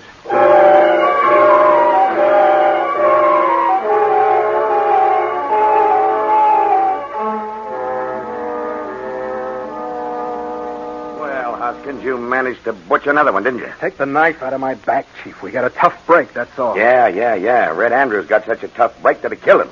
Couldn't you guys have been on your toes? They must have been tipped off. They were laying for us under the stairs. Yeah? Well, regardless of how it happened, I'm holding you responsible for catching the guys that did it. I don't like to have my men bumped off, especially men like Andrews. Do you think I'd have let it happen if I could have helped it? I don't know. Well, that's not the point, anyway. The point is after you were knocked out, somebody killed Red Andrews. Well, Beretti and Findlay must have come back. Probably, but it's up to you to prove it and bring them in.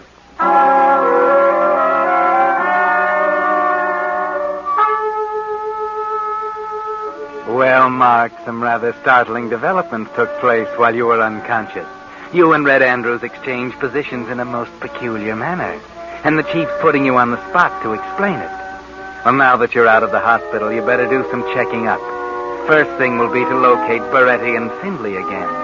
Better check your gun first, though. They're desperate characters, you know. Oh, how do you explain that, Mark? You don't remember firing your gun last night, do you? They knocked you out before you even drew your gun, and yet your gun has been fired. At least there's one round missing. And now, back at the scene of the crime, you've found another clue. An empty shell from your gun. Some shells from Andrew's gun, too, but they were fired after you were knocked out. So your gun had been fired, and now you know where. At the spot where Red was shot. Does that suggest anything to you, Mark? No, it couldn't be. I didn't like him, but I couldn't have been that much out of my head. Could I? I've got to find out more about this.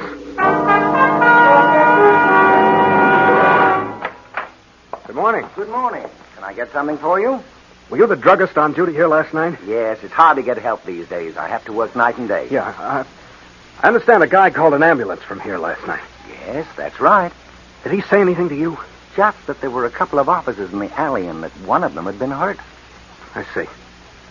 How long was he in here? Oh, about 4 minutes, I guess.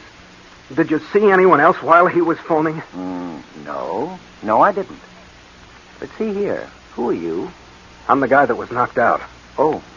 Well, you seem to have recovered. Yeah, outside of a lump on the back of my head. Well, the fella didn't tell me anything other than the report he made to the police. Okay. Thanks.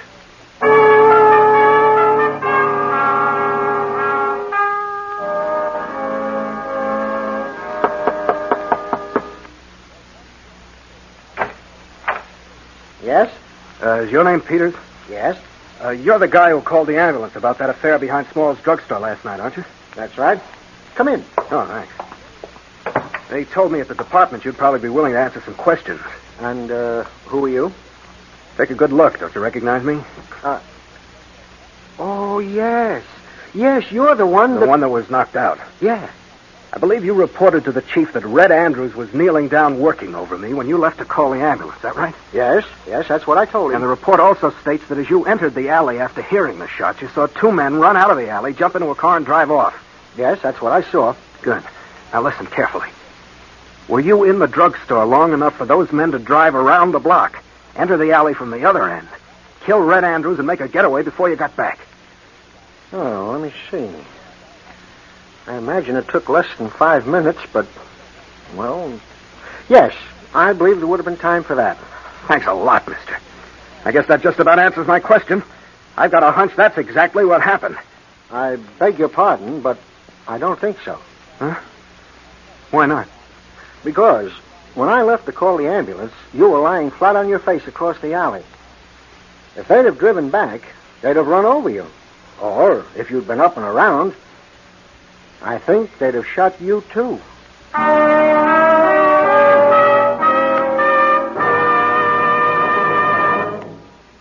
You are listening to The Whistler, brought to you by your friend, the Signal Oil Company, marketers of famous Signal gasoline, your best buy today.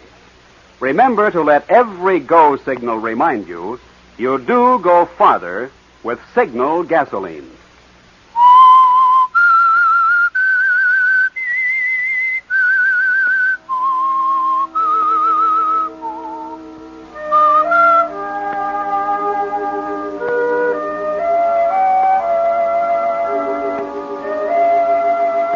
Well, Mark, your theory of Finley and Beretti having come back and killed Red has been blasted. This is beginning to simmer down to far too few suspects, isn't it? From the way the evidence is pointing, you're going to be incapable of weighing it in an unbiased manner. It's placing too much suspicion on you. Of course, you're not ready to face an admission yet, not even to yourself. But if you won't admit killing Red, you'd better find out who did. You know that Red fired several shots after you were knocked out. But that doesn't mean that Finley and Beretti couldn't have fired some, too. Maybe they shot Red during the fight, and it didn't kill him instantly. Maybe he had the bullet in him all the time he was working over you. It's worth investigating, Mark. The coroner could help you there. Hello, Doc. Oh, hello, Hoskins. Glad to see you. Doc, can I speak to you for a minute? Certainly. Sit down. Thanks. Look, you did the autopsy on Red Andrews this morning, didn't you? Yes. Terrible thing. You determined the cause of death? And that's right. He died of injuries sustained from a gunshot. Doc, were you able to tell from the nature of the wound how long Red lived after the shot was fired? Oh, yes. Definitely? Definitely. Well, what would you say, Doc? Could he have lived 10 minutes, 5 minutes? Well, if Red Andrews lived 10 seconds after that shot was fired, would have been a miracle. What? Yeah, he was shot through the heart, close range. Died instantly.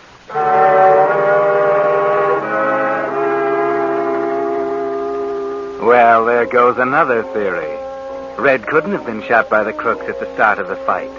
And they couldn't have driven back in the alley without running over you. But who else could have done it? Who else had the opportunity? Silly, isn't it, to suspect yourself? But the fact remains that Red Andrews was the fair-haired boy of the department. Everybody knows that. And the chief knows that you were jealous of his position because Red stood between you and promotion. Do you suppose it could have been possible that your subconscious resentment of Red could have been translated into irresponsible action while you were knocked out? Possibility or not, you better crack this thing before the chief gets such an idea, or before he puts someone else on the case to start prying around. Oh, hello, Hoskins. Hi. Say, did the lab stuff on Andrews come through you? Yes, I did the analysis. You handled the ballistics report, huh? Yes, a bullet was fired at close range from a .38 service pistol. Oh, was, huh? Yes, probably by a gun that had been stolen from some officer. Probably. Did you retrieve the bullet? Yes.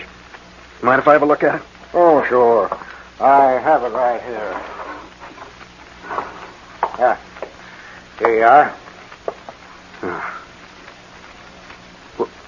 Would it be all right if I borrowed it? Well, if the chief's assigned me to the case, I want to make a comparison, okay? Oh. Well, I guess it's all right. If you'll be personally responsible for it. Yeah, sure. Yeah. But you'll be sure to take good care of it, all right.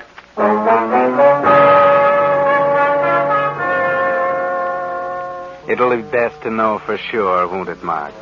Jumping to conclusion isn't good detection. You'll be perfectly safe down there in your basement. With that pillow muffling the gun, no one will hear the shot. Then you can dig the bullet out of that sawdust barrel and compare the rifling with the one that killed Andrews. Then you'll know, won't you, Mark?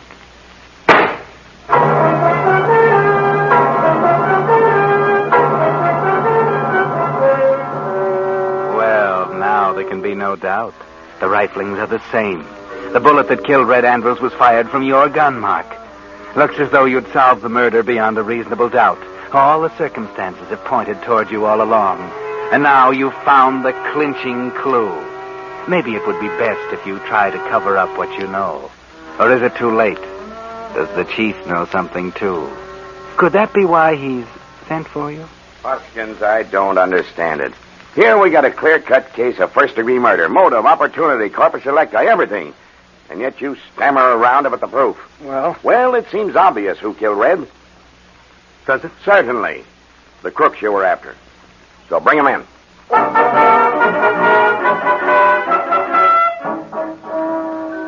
This is becoming a pretty mess, isn't it, Mark? You don't dare bring in Beretti and Finley. As long as they're suspected, suspicion will be removed from you. But if you bring them in, they'll prove that they didn't do it. And then there'll be only one suspect left. You, Mark, you. But the chief's going to put another man on the case soon if you don't turn up something. That bullet. You'd better do something about that before another detective starts snooping around. How about a switch? A bullet from a different gun instead of the one they dug out of Andrews. Maybe worth a try, Mark. Say, I brought the bullet back. Sorry I was so long. Yeah. Oh, yes, the Andrews bullet. Yeah. Hope you haven't been worried about it. Oh? Well, no, I wasn't worried about it. We made a set of microfilm pictures of the bullet when it first came in.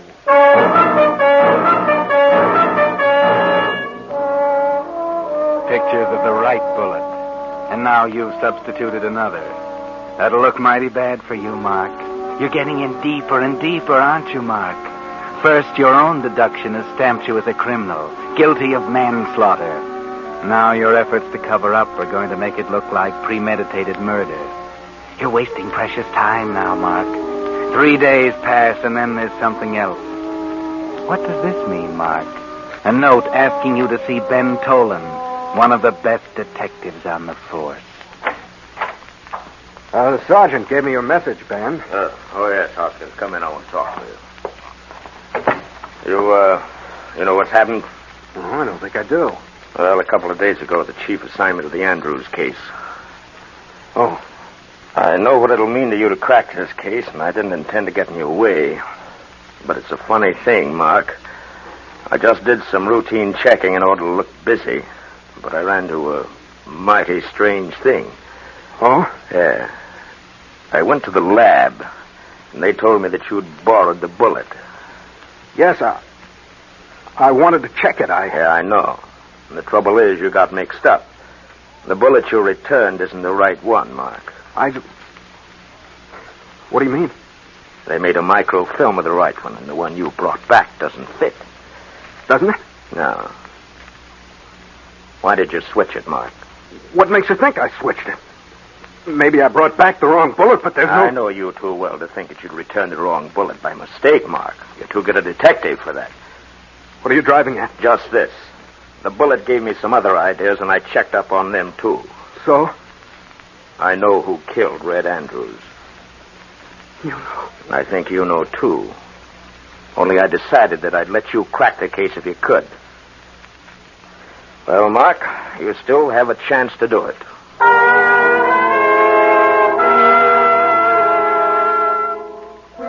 So Ben Tolan knows. He's found out about you, hasn't he, Mark? But it would seem that he's still trying to give you a chance to confess. He thinks it might be easier on you that way, doesn't he, Mark? But he's wrong. It won't be simply a matter of a few years for manslaughter. They'll hang you, Mark. And that's what you're thinking while pacing back and forth in your room. Looks like you're trapped. The only way out doesn't make sense. Or does it? If Tolan is found dead, he can't tell. Yes. Then again, only you would know. That's a well-isolated house where Tolan lives, isn't it? Well, there he sits, Mark, completely unaware of the danger. Why don't you pull the trigger, Mark? You think it might be better to let Tolan know why he's going to die. You could take him by surprise. He hasn't a gun in sight. Tolan? What? Oh, you, Hoskins. Yeah. surprised? Mark, what are you doing here? I've been trying to get a hold of you. What's the idea of the gun? I came to settle something with you, Tolan. What's the matter with you? You're acting screwy. You've been acting funny for days. Funny, have I? Well, maybe it's funny to you. You're not in my spot. Well, you wouldn't be in such a spot if you'd keep your head. Although I suppose the blow you received... Sure. But I'm not taking a chance on trying to prove that. What are you talking about? You're not turning in that evidence you collected, Mr. Tolan. I'm sorry, Mark, but I waited as long as I could. What do you mean? I left a complete report after work tonight. It'll be on the chief's desk tomorrow morning. So he beat you to it, Mark. No use to kill Tolan now. Then you'd be facing 2 rats. But wait. Yes. You're going to hang anyway. A man can only pay the supreme penalty once, Mark. You're thinking you might as well take Tolan with you. Pay him for his dirty snooping. You might have covered up if it hadn't been for him, Mark. But he's exposed you. It's his fault. Mark, put down that gun. Don't be a fool. I'm not a fool. You don't know what you're doing. Oh, yes, I do. For the first time in days, I'm thinking straight. Now, for the first time, I see exactly what I have to do. You're crazy. Maybe, but my last chance is to try a getaway. I might make it, only you aren't going to be around to know. You had to turn in the dope on me, didn't you? All right, you're going to pay for it. What are you talking about? Just this. Maybe I did kill Red. But I didn't do it on purpose, and I'm not going to lay down and take the rap for it.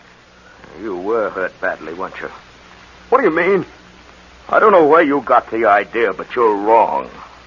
You didn't kill Red Andrews.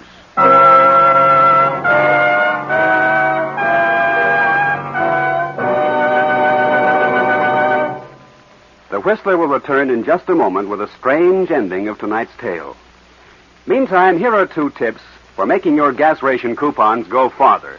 1, accelerate gradually. Never force your motor by stepping down hard on the gas pedal. You're sure to save precious gasoline in this way. And here's the second tip. Use the gasoline that's scientifically engineered to give you maximum miles per gallon. Signal's famous Go Farther gasoline. For years, more and more Western drivers who keep careful record of mileage have been switching to Signal gasoline. Even today, although certain gasoline ingredients have gone to war, and no gasoline can give you the brilliant performance of pre-war Signal gasoline, the Signal Oil Company is still producing the finest gasoline that can be made today. And Signal still places the emphasis on miles. So the next time you trade one of your ration coupons for gasoline, remember, your best buy today is Signal Go Farther gasoline. And the place to get it is your neighborhood Signal gasoline dealer. And now, back to the Whistler.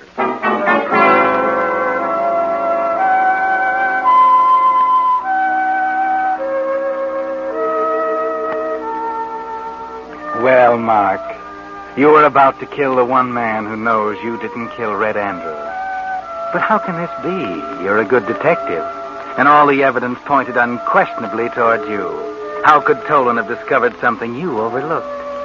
And yet he's told you that you didn't do it. What? I didn't kill Red? No, look, I'll tell you. There was a very obvious clue. You'd have caught it if you hadn't been so busy covering up for yourself. I saw it immediately. Go on, keep talking. You cornered these crooks in an alley behind the drugstore, and they were trafficking in illegal sale of drugs. Get it? Drugs, drugstore. Well, all I did was to go on from there. Well, where did that take you? To the druggist. He was the brains of a dope ring. Now, when you and Red traced the peddlers that close to his store, he figured that you had the dope on him, too.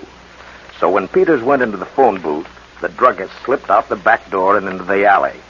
Red was bending down facing her. The druggist went to help him. He bent down, jerked his gun from the holster, and he shot Red. He was back in the store by the time Peters came out of the phone booth. Yeah, he had my gun. Why didn't he kill me, too? Peters had told him that your injury looked fatal, that he didn't have time to check closely, but he figured that he'd taken care of both the cops who had anything on him, but he didn't. And if you haven't been fool enough to obliterate his fingerprints on your gun, I'm pretty sure that that'll cinch it. Tomorrow morning, you'll be in jail for the murder of Red Andrews. Not you, Mark. Not you.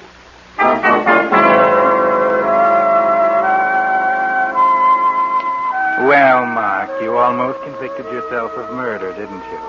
From now on, you'd better be careful whom you decide to kill. You almost shot Tolan. And Tolan is the one who saved your hide. From yourself, Mark.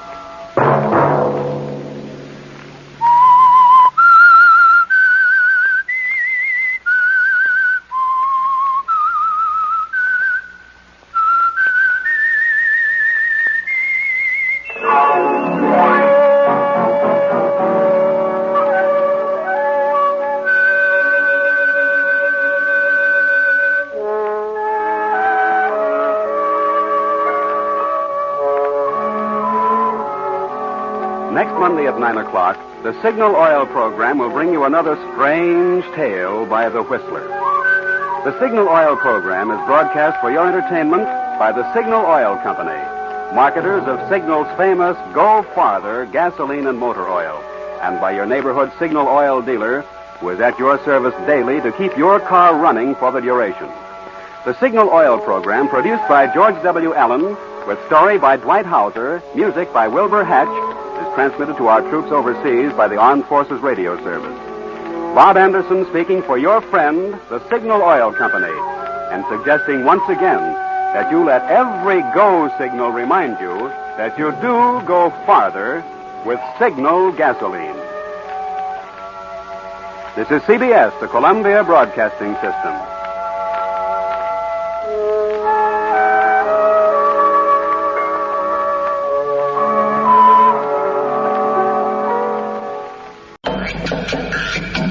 They begin with the beans, coffee beans, coffee beans, coffee beans. When they're making Maxwell House, they take the fresh coffee beans, only fresh coffee beans, to make wonderful Maxwell House. Look inside the jar, it's a rich, fresh brown, 'cause there's coffee pot freshness all the way down. Yes, there's coffee pot freshness in every cup of Maxwell House.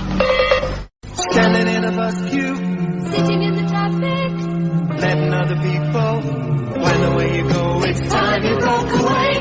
Believe in freedom. Believe in Honda. Going when you like, from door to door, your Honda bike and you. Believe in freedom. Believe in Honda. Going where you like, your Honda bike and you.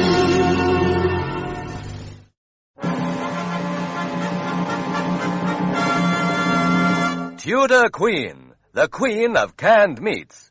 Tudor Queen ham, Tudor Queen ox tongue, Tudor Queen chicken, Tudor Queen luncheon meat. Rich in history, rich in quality, rich in value. Tudor Queen.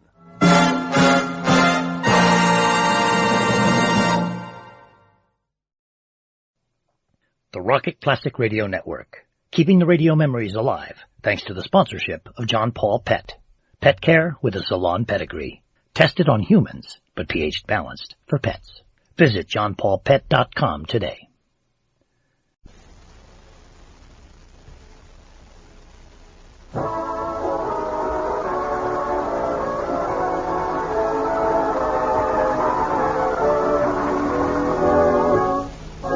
Yes, it's the new Gay Family series starring Lucille Ball with Richard Denning as Liz and George Cooper, two people who live together and like it.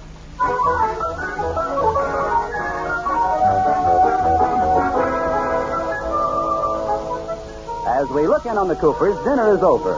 George Cooper is in the living room reading the paper, and out in the kitchen, Liz Cooper is talking to Katie, the maid. Katie, where's that big glass pie plate we used to have? What? Oh, it's in the bottom cupboard. Why? I'm going to try an experiment on George. No, Mrs. Cooper, don't do it, please. He's too young to die. Die? What do you think I'm going to do? You're going to bake a pie for him. Oh, no, I'm not. Now, don't be silly. I'm going to use the power of suggestion. Oh, here it is.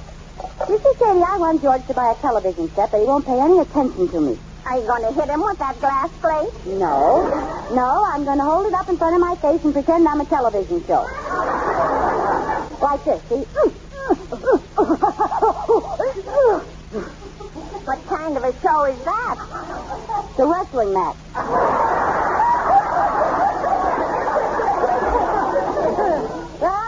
Katie. Do I look like television? Well, I don't know. Your face is all wavy and distorted. Yeah, well, I look like television, all right. I just hope George gets the idea. Might help if you gave your legs a mahogany finish. Relax, Kitty. Well, I'll go in and see what happens. George. Yes, dear. Well? Yes, dear.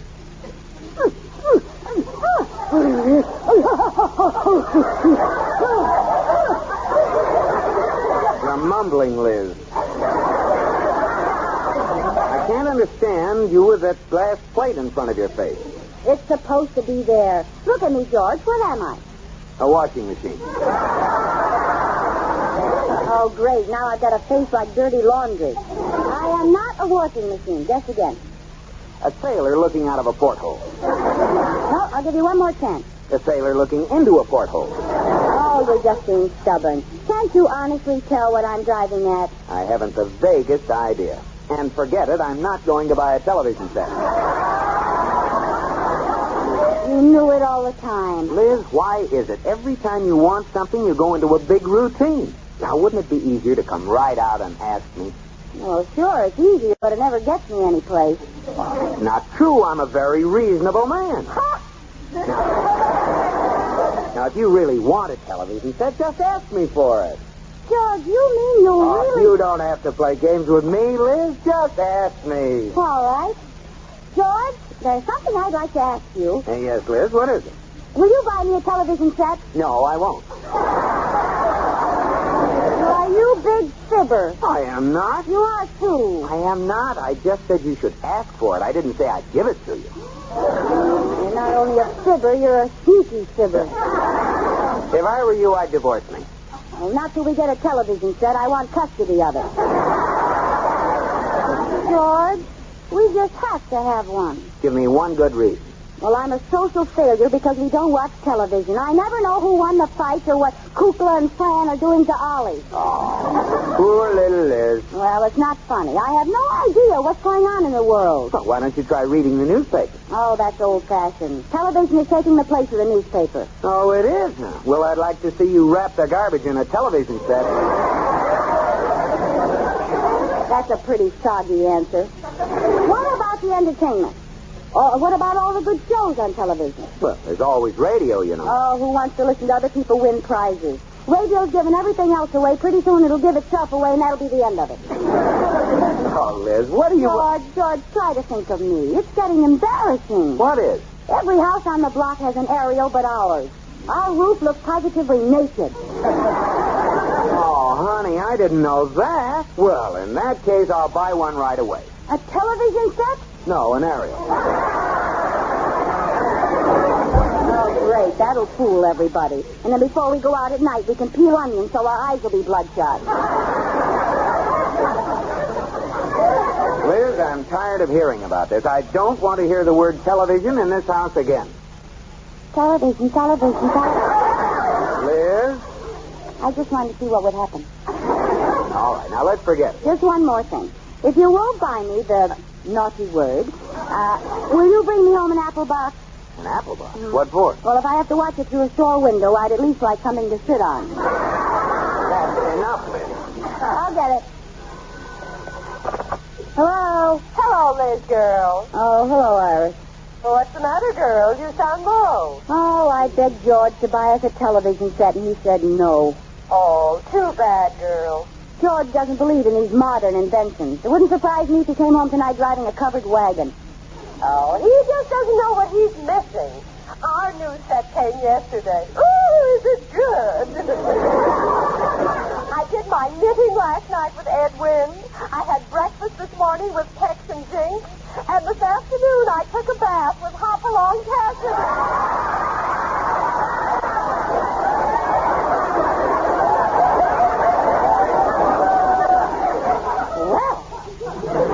I do envy you, Iris. I guess old Stick-in-the-Mud will never buy a set. Maybe he needs convincing, Liz.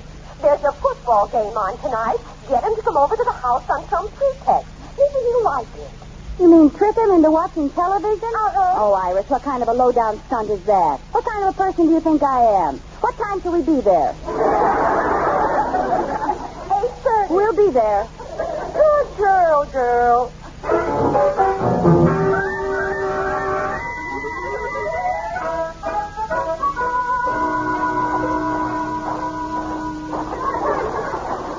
Liz, are you sure the Atterburys asked us to come over tonight? I'm positive. Why? I don't think they're home. Certainly they're home. See, all the lights are out. Are you out of your mind? Well, ring the doorbell. You'll see. Oh, hello.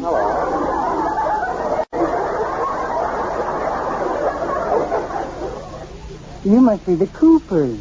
I'm Joe Beckett, their neighbor. Oh, you should have been here a few minutes ago. What a brawl. They were gouging each other's eyes out. Mr. and Miss Atterbury? No, the terrible Turk and gorgeous George. Oh, well, come on, Joe. Let's go in. Okay, let me give you a tip. Don't sit in back of Mrs. Atterbury. You can't see a thing. It's only a 10-inch screen. Oh, well, that explains it. She's got a 16-inch neck. Green? Liz? Come on, George. They're waiting for us. Oh, if you get tired of what the Atterbury show, come over to the Schraders. They always tune in pantomime quiz. And besides, they serve sandwiches. And if you like beer, the Andersons always have it, but you have to watch Western movies.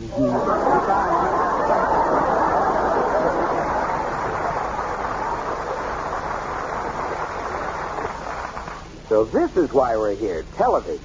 Still boring from within. Well, I thought as long as the evening was going to be boring, it might as well be from within. Hey,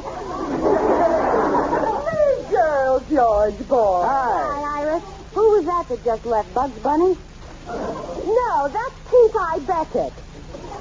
The neighborhood TVM.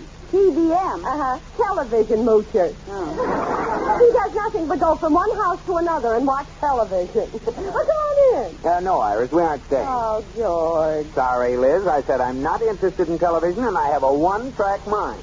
Oh, too bad. And the football game is just about to start. Football game? Train now, backing up on track 1.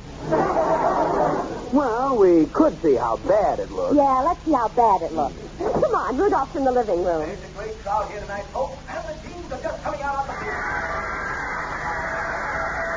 The Coopers are here, Rudolph. Hello, Liz boy, George girl. What?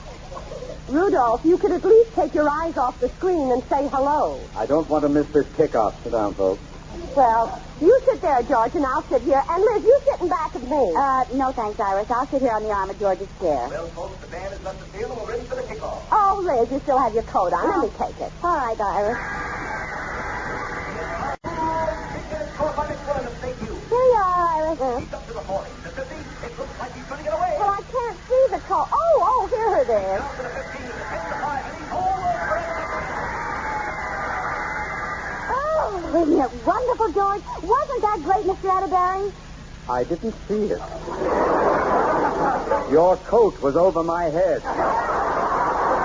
I'm sorry. Oh, that's all right. The game will be full of 95-yard run backs for touchdown. Oh, well, that's good. Then I don't feel so bad. You... How'd you like it, George? Pretty good, huh? We can still buy our sets tonight, you know. Symbols are open till 9. Did you turn it off, Rudolph? Yes. I'm not turning it on until everyone quiets down and stays that way. Oh, well, I'm sorry.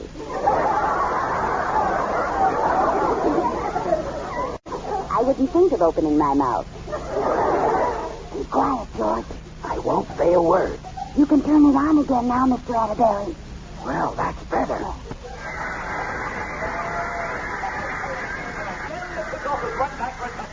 Oh, I missed another one. While they're lining up, would anyone like a sandwich? No, thanks, Iris. None for me, thanks. No. I might be persuaded. Mr. Beckett? As I came back, the Schraders blew a cube. Now, while State's call timeout, we take a moment to bring you a message from the people who make this telecast possible. Our sponsor. Hey, what happened? There's no picture. Now, pay attention, friends. The sound's still on, but there's no picture on the screen. Hey, this gives me an idea for a great new invention. We'll call it radio. All right, George. In television, we don't have to tell you what our product does. You can see it for yourself. There's nothing on the screen, you fool. What are you selling? Pogs? it is by listening. You see this can I have in my hand? Never forget that name on the label. Make a note of that, Liz. Never mind. I think I've seen this ad before. He's talking about motor oil. Serve it at your next party. It seems Good. Sort of a motor oil Sunday, eh, Liz? Yeah, they're great. You take one every 1,000 miles. Well, Liz's plan to get George interested in television has blown a fuse. Right now, Liz is on her way downtown to drown her sorrows by buying a new hat.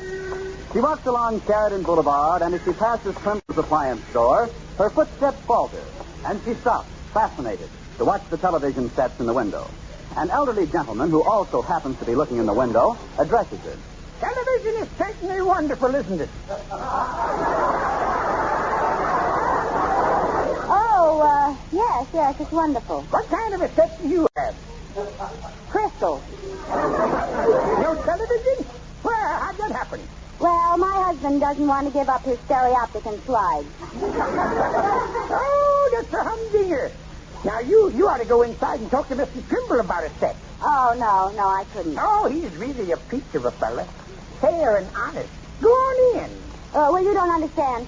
Just the word television makes George sick. But we'll send it out on trial for a week, and it's absolutely free.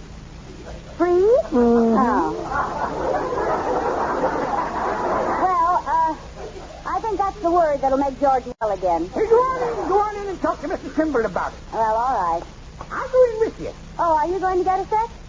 No, I'm Mr. Trimble. You wouldn't like the next size. It takes up a whole side of the house, and you have to watch it from a block away. What do you call it, a drive-in? No, I was kidding. It was a little joke. Oh, it certainly was. Well, this set looks nice. Oh, yeah, that's the very latest. See the tag? Oh, yes, combination television, radio with FM, AM, and short wave. Phonograph with automatic record changer that plays 10-inch, 12-inch, long play, short play, acetate, vinylite, classical, popular, and also player piano rolls. Well, that sounds wonderful. Oh, yes, and there's only one trouble. What's that? We can't find out where to turn it on. Is that another of your little jokes? Yes.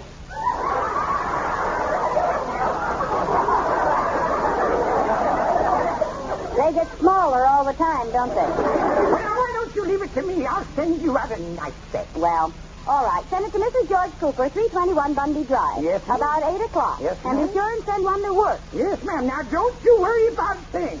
I stand behind every set I sell. Any other instructions? Yes, wear something green so you won't clash with the living room.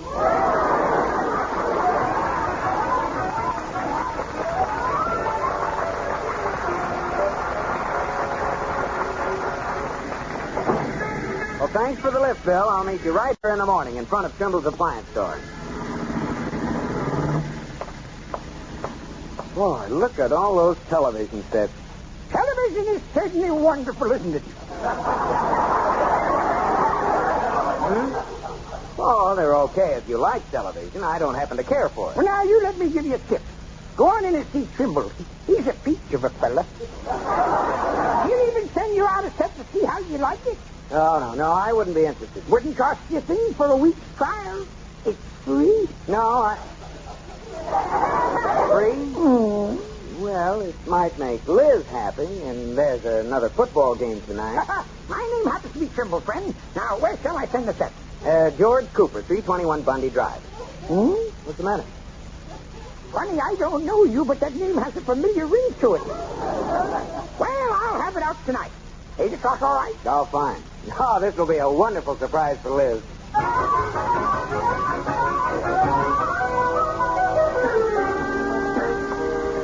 Come on, Rudolph. I want to get to the market. This is no time for window shopping. Wait a minute. We should have bought our television set here at Trimble's. His prices are cheaper. Really? Television is certainly wonderful.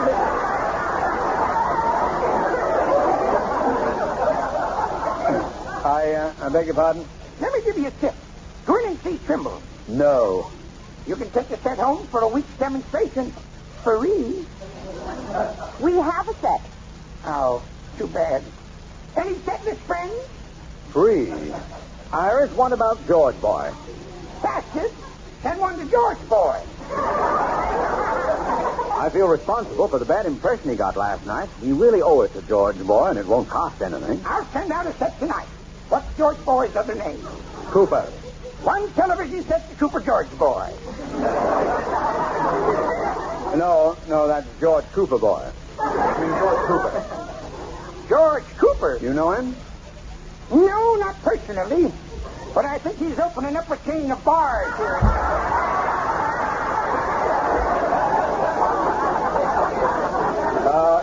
No, that must be someone else. This fellow lives at 321 Bundy Drive. Well, come on, Rudolph. I've got to get to the market. Be sure that set gets out there tonight. Oh, yes, don't worry, Dolphin. 3 sets to George Cooper. Who does he think he is? He's going to get 1 set and like it.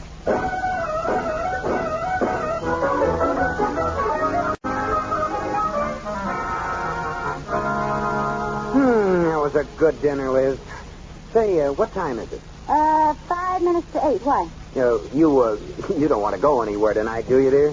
Oh, no. Maybe you'd like to... No, not at all. No, I just want to stay right here in my own little home with my own little husband and sit on your own little lap. That's just what I want to do. Well, we both can't get on. Come on, make a lap, George. There. Listen. Was that the doorbell? I didn't hear anything. That was the doorbell. I'll get it. Oh, you could at least have let me get off first. I'll answer it, George. No, I'll answer it. But I'm expecting something. I'm expecting something, too. But I ordered something sent out tonight. I ordered something sent out tonight, too. Liz girl. George Boy. Well, this must be your package, George. I didn't order the Atterberries. Neither did I. So we aren't on the invoice. Will you ask us in anyway? Oh, sure, sorry. Come on in. What's new, Liz? Nothing. I guess it didn't arrive yet. What? No, nothing. What's on the... Oh, I forgot you don't have television. Too bad you can't see your way clear toward getting one, boy. Yes, it is, isn't it? Yeah. Oh, what's that? Was that the doorbell? No, I was clearing my throat. What have you been eating? Bell peppers? It was the doorbell. I'll get it. I'll take the answer, and I'll take yours. Hey, now, wait a minute. Yes? Is this 321 Bundy? Yes. George Cooper live here? Yes. Did someone order a television set? Yes. Well, I finally get to meet my favorite group. 3 hits and a miss. Look, bring the set inside. All right. I'll help you carry it. Hello, Mr. Beckett. Hello. Stand aside, everyone. Put it right over there by the bookcase. All right. There. It's got a built-in area. Just plug it in and let her rip. Well, thanks a lot. Okay, goodbye. Goodbye. Oh, how about that? A television set. Yeah, right in our own living room. A television set. There it is, Liz. A television set. Yep, a television set. Well, I guess we settled that. It's a television set, all right. Come on now, Liz. Admit you're surprised. Me? Oh, don't be silly. George is the one that's surprised. What are you talking about? I'm not surprised at all. You knew it all the time? Well, certainly. How'd you find out? Well, I didn't tell him. I didn't either. What do you mean you didn't tell him? How did you find out about it? How did we find out? How did you find out? Well, I had the set sent out. You had it sent out? Of course. You did not, I did. You did not, I did. You did not, we did. You did not, I did. Maybe we are the 3 hits and a miss. Well, I'm certainly sorry we bothered doing you a favor. Well, you can't even order a television set without everyone hogging the credit. Hogging the credit? Come on, Rudolph, we're leaving. I'm coming. Goodbye. And I hope pigeons roost on your aerial. Well, you're not going to leave the set here, are you? Take it along. No. You take your hands off that set, Mr. Atterbury. I had it sent out, and it's staying here. Leave it alone. Help me, George. Now, wait a minute. Here's my wife. You're taking our television.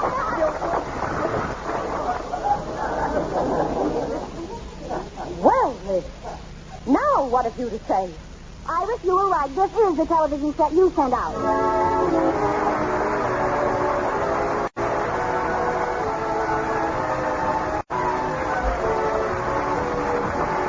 My Favorite Husband has been presented through the worldwide facilities of the United States Armed Forces Radio and Television Service.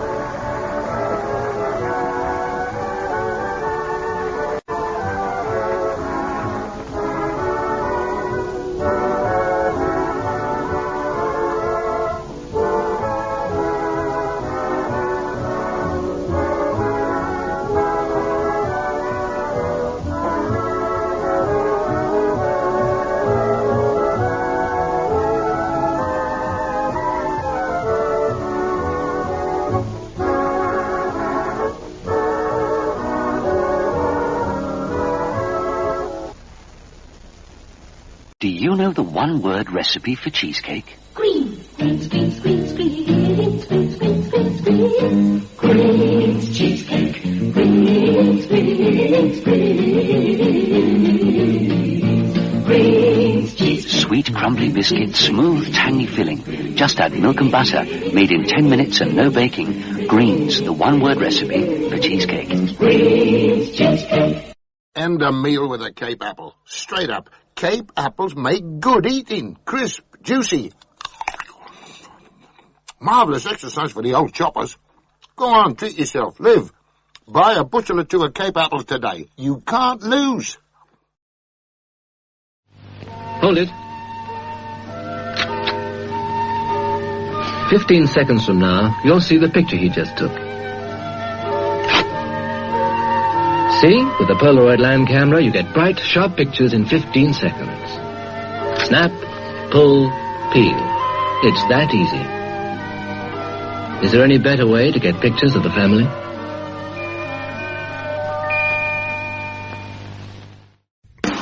Keeping the radio memories alive thanks to the sponsorship of John Paul Pet.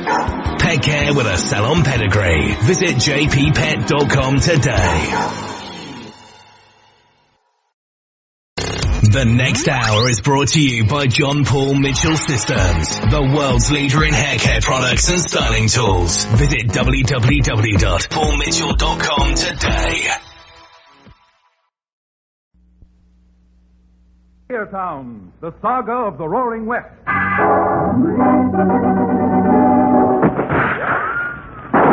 Frontier Town. El Paso, Cheyenne, Calgary, Tombstone. Frontier Town.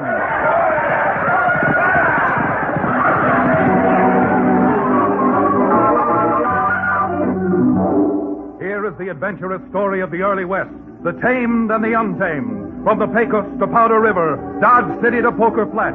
These are the towns they fought to live in and lived to fight for, teeming crucibles of pioneer freedom. Frontier Town!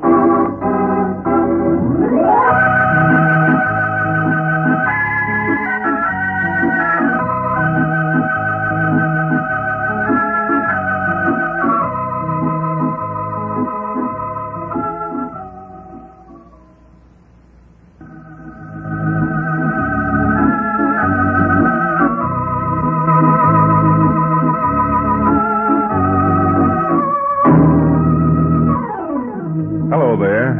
If you ever happen to be in the frontier town called Dos Rios, well, here and now you've got an invitation to look me up. My office is over Cherokee O'Bannon's Dos Rios livery stables, and I'm Chad Remington, frontier lawyer. Now, don't go misunderstanding my invitation. I'm not aiming to say that when you're in Dos Rios, or even on the frontier itself, you're going to need a lawyer. But being a lawyer, and a frontier lawyer at that, I'm certainly equipped to tell you a yarn or two to pass your time waiting between the stagecoaches. Now, of course, they say that a good salesman always shows his samples. So, here's a sample of a yarn and an adventure which I'm only too happy to spin for you. Now, it all started when a brazen and cold-blooded gang of road agents, under the whiplash of a gunslammer known as Pecos Rowley, waited until Wells Fargo had carried a large shipment of gold into town. And then they swooped down, guns blazing.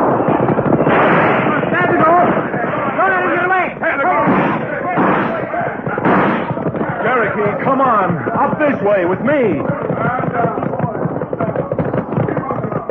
Just keep riding, Chad. I'm right behind you.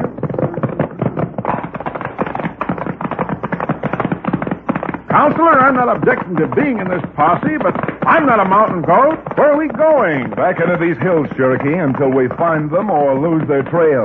Now stop jawing and keep that horse moving. Come on.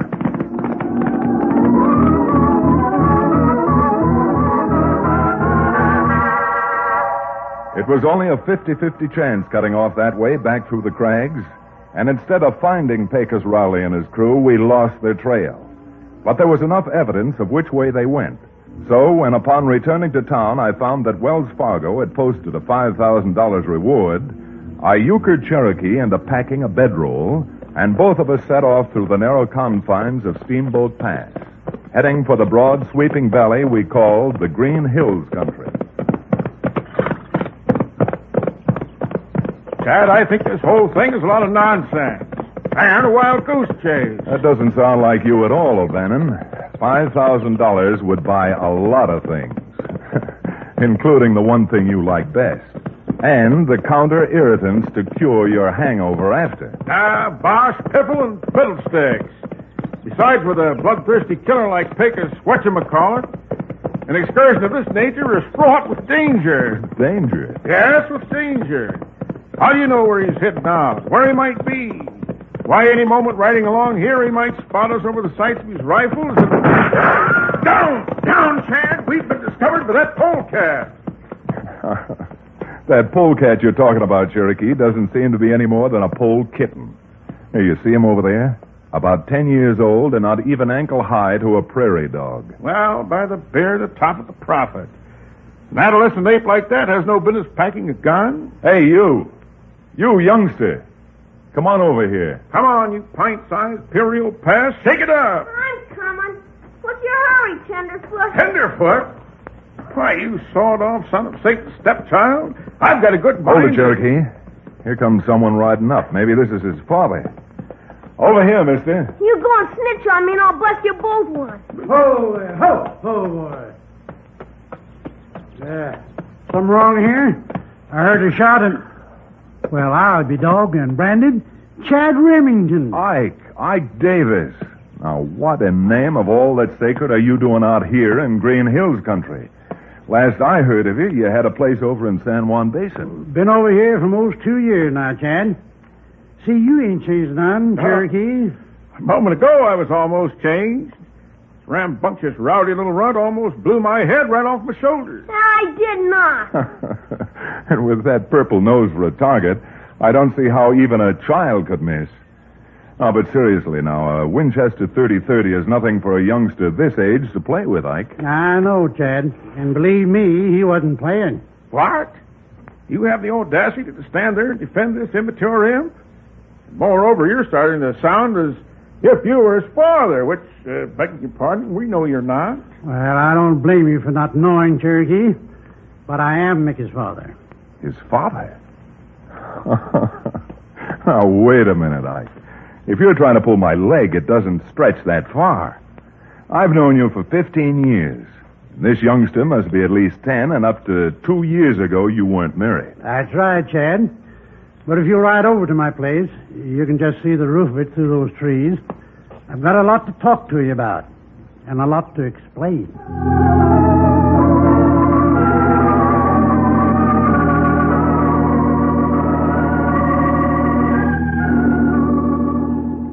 Now, wait a minute, Ike. You'll have to go a little more slowly. Now, tell me that last part just once more.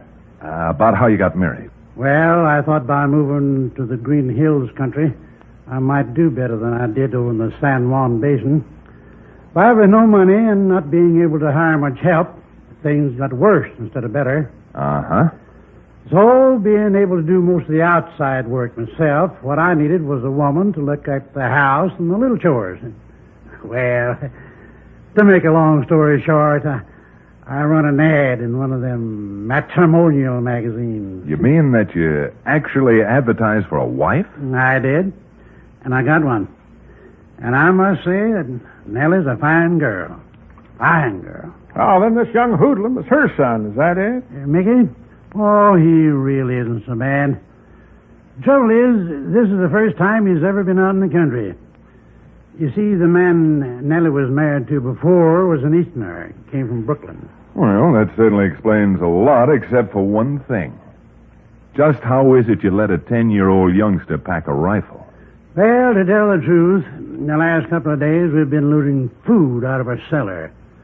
We don't know how or who's been stealing it, but it's got so bad that unless we put a stop to it, we're going to be going hungry ourselves pretty soon. Well, I'd certainly be careful with a youngster who's new to the West handling a gun. And now, Ike, I'd like very much to meet your wife. Oh, Nellie'll be in pretty soon. She's out in the barn doing the milking. You see, I run a few head of cattle, but trying to do it all myself, even with the little help I get from Mickey, it can't amount to much. For instance, right now, I should be bringing the hay for the winter feed. Well, if Cherokee and I can be of any help while we're over here, we'd be only too happy to give you a hand. Ah, Chad, in the first place, you forget what we're over here for. And in the second place, when I bend my elbow, I'm not in the habit of bending it with a pitchfork. Well, a little bit of honest work won't do a bit of... Oh, come on in, Nellie. I want you to meet two of my old friends from Dos Rios. Well, any friends of Ike's are certainly friends of mine, I always say. Chad Remington and Cherokee O'Bannon, my wife, Nellie. How do you do? Well, I'm very pleased to make your acquaintance. I'm sure likewise. Nellie, Chad and Cherokee are going to stay here for a few days and help us get in the hay. Well, that's certainly nice of them. When Mickey was a little baby, we spent a 2-week vacation down at Bensonhurst. That's on Long Island. And I was surprised to see how everybody went out of their way to help their neighbors. Well, it's the same way out here, Mrs. Davis. Except that if we Westerners didn't help one another, we wouldn't have much of a West. Oh, ain't that the truth? Except we got some neighbors now who keep helping themselves to our food without us knowing anything about it. Neighbors? Yeah, that's what I was telling you about. Of course, we don't know who it is, but if we ever find him, they're going to have a hide full of buckshot. Cherokee, to get the hand done, we'll split up into 2 teams. I'll work with Ike, and you and Mickey can work on another rig. Mickey? Yes, Mickey. And the point I'm trying to make is this. While you're out haying, you keep your eyes open and your gun handy. If you can find who's been pilfering the food out of the Davis' cellar, there's the barest chance you may end up $5,000 richer, thanks to Wells Fargo.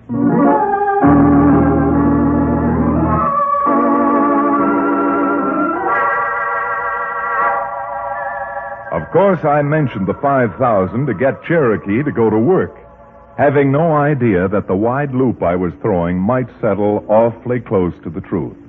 Because Pecos Rowley and Lefty, one of his men, were hidden out not 2 miles from Ike Davis's little ranch. Well, Pecos, how about it? We sure could use some more food. All you seem to do while we're hiding out in this barn is to eat. Nothing but eat. Yeah, I know, Lefty. With every sheriff between Dos Rios and Denver looking for us, I don't dare show my face for a while. And just hanging around makes me nervous. And hungry. Well, it's a good thing this deserted place is just a couple of miles from that Davis ranch, or we'd be eating twigs and grasshoppers. How about it? You want to ride over there and sneak into their cellar again? Yeah, but I sure don't like walking them 2 miles over there, them 2 miles back, loaded down. Well, why can't we take the horses? Yeah, and have someone spot us? Nothing doing. And while the hay in that field is up to our shoulders and we can walk through it without being seen. Go on, I'm getting hungry again. Let's go.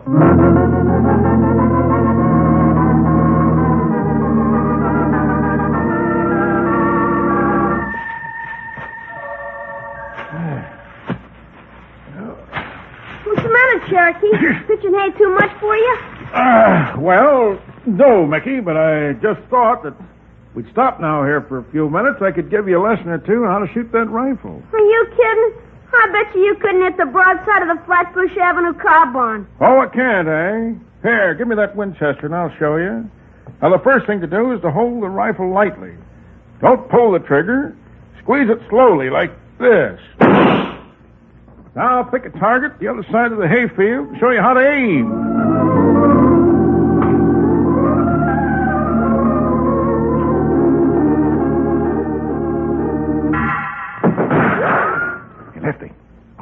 Who in blazes tossed that shot, Pickett? Hey, you see over there? Huh? Some Jasper with a rifle and a little kid. Pickett, you think they spotted us? Not from where them last 2 shots went, but I'm sure going to find out. Come on.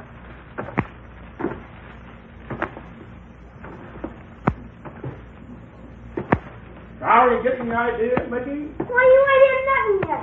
We're up back in Brooklyn. I'd take you down to Coney Island to a shooting gallery and teach you. Wait a minute, Lefty. What's going on here, anyhow? If you'd keep your lip buttoned up, maybe we can find out. Well, Cherokee, I'll bet you're afraid of guns. Afraid of guns? Why, listen, my urban urchin. You know the reason why Chad and I are up here in the Grass Hills country? Why, we're up here to capture one of the worst crooks in the entire West. Pecos Rowley. Why, that big mouth. Lefty, you leave that gun alone. You ain't doing no shooting out here. Because I just got an idea that's going to take care of both of them and give us money to burn. Come on. We're going back to the hideout and start this thing working.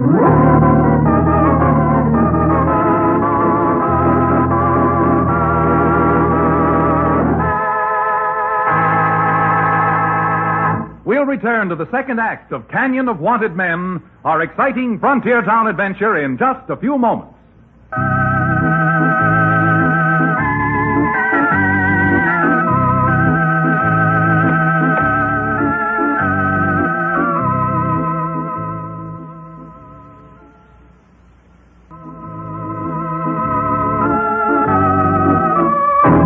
And now, Frontier Town.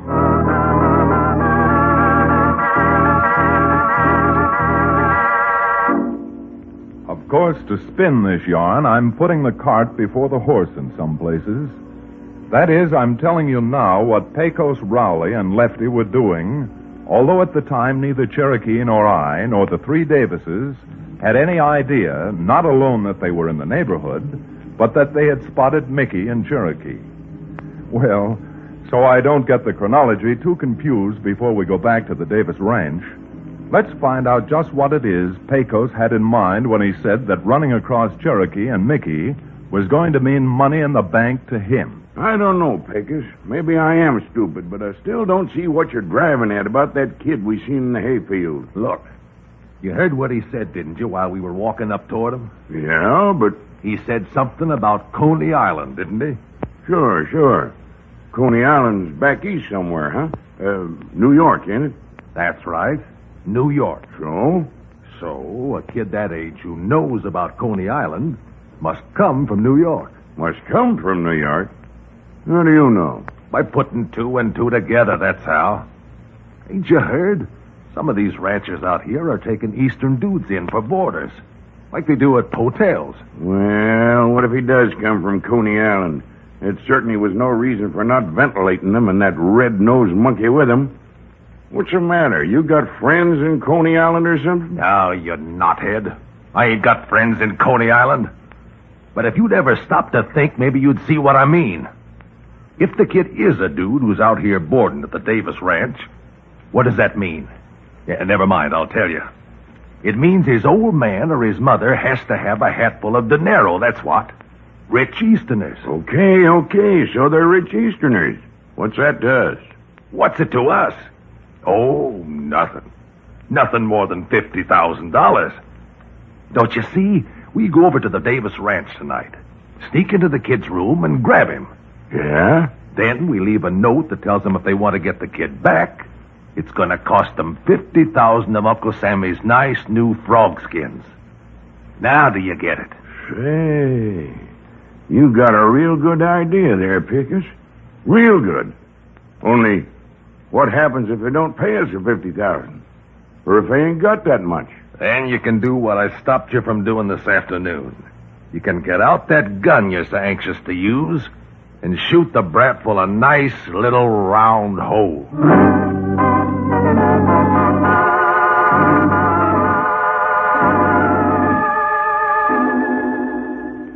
Mickey, Mama doesn't want to tell you again. It's time for you to go to bed. Ma, give me a chance to finish, will you? I haven't told you how Cherokee threw 2 4-bit pieces. Oh, those are $half, Ma. He threw them right up into the air. And before they hit the ground, bang, bang, he put holes in both of them. Well, I must say that's mighty good shooting, Cherokee. It was nothing at all. Nothing really. It would have been an easier story to believe if Cherokee had thrown Chinese yen up into the air. They got holes in them already. Yeah, but they got square holes. And there's nothing square about good old Cherokee. Well, Cherokee looks as if you've made yourself a conquest. Mickey seems to think you're quite a hero. I sure do. He captured Billy the Kid single-handed. And Cherokee's promised to teach me how to ride a horse.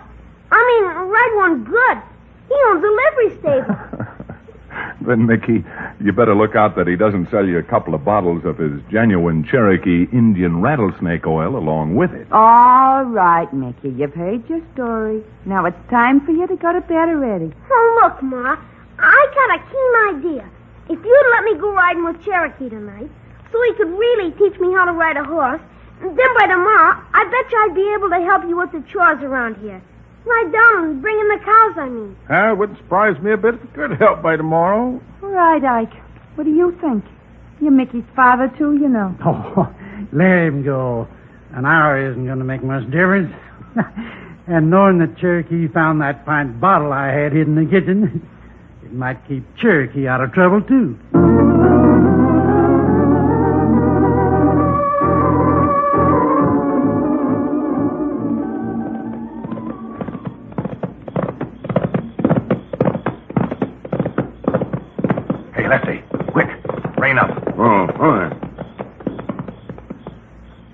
What's up, Pecos? What's the matter? Look, will you? We're playing in luck. Ain't that the kid and the fellow we seen him with this afternoon riding toward us? Yeah, looks that way. Now wait till they're almost on top of us.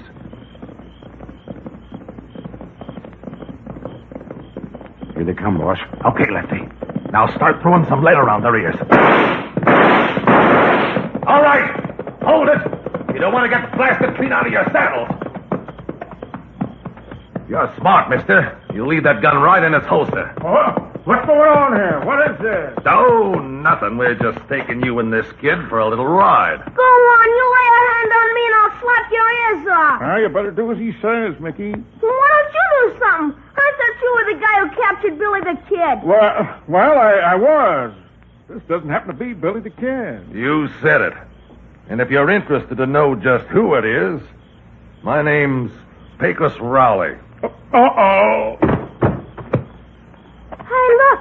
Cherokee fainted and fell right off his horse.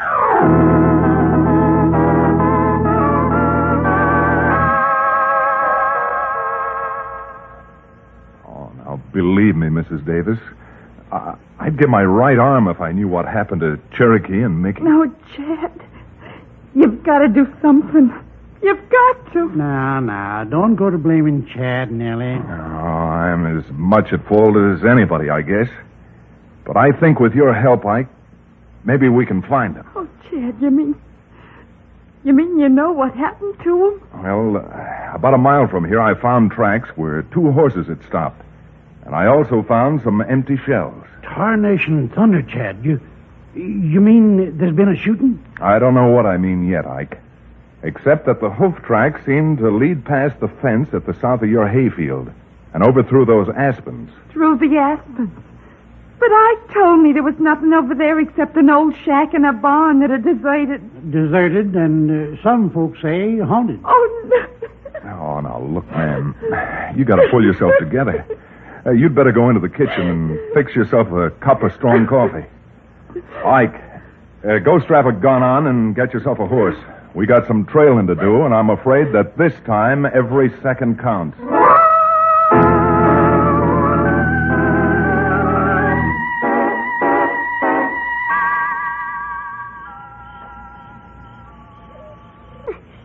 Cherokee, you gotta get us out of here. This barn's spooky. What do you think I am, a magician? I've got so many ropes tied around me now, I feel like a Vienna sausage.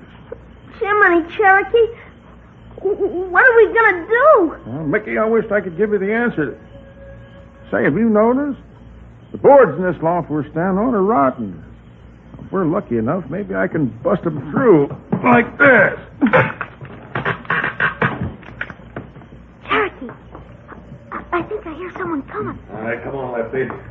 Bring a lamp so the kid can see to sign that note I wrote for him. You low-down, good-for-nothing thieving crook. What are you back for now? I just wrote a note I want this brat to sign so we can collect some money from his mother. Lefty, you climb up to that door. What's that? That's me getting loose, that's what it is. Mickey, look out! Lefty, he's busting through the floorboard.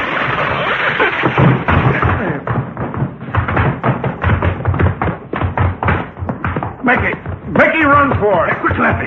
Grab that kid. Let go! Oh, you concerned brat. Now I got you.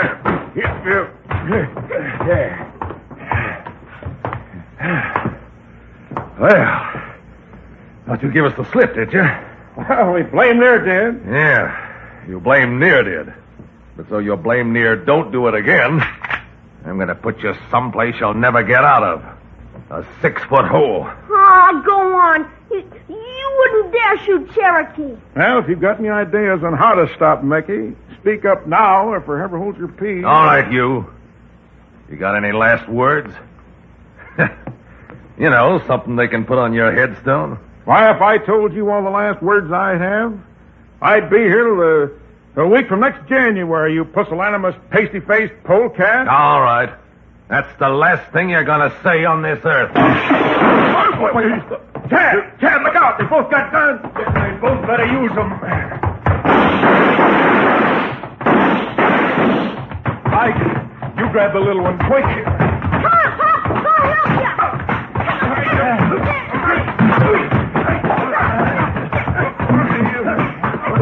All right, you hold him, Chad, and I'll slug him.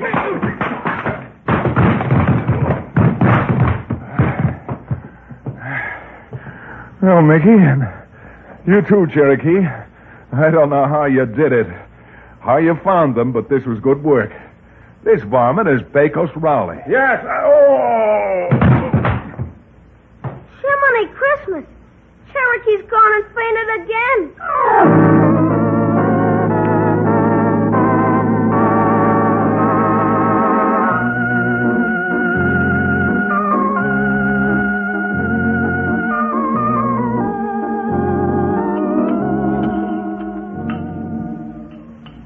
Nellie, without a doubt, the finest vegetable soup I've ever eaten.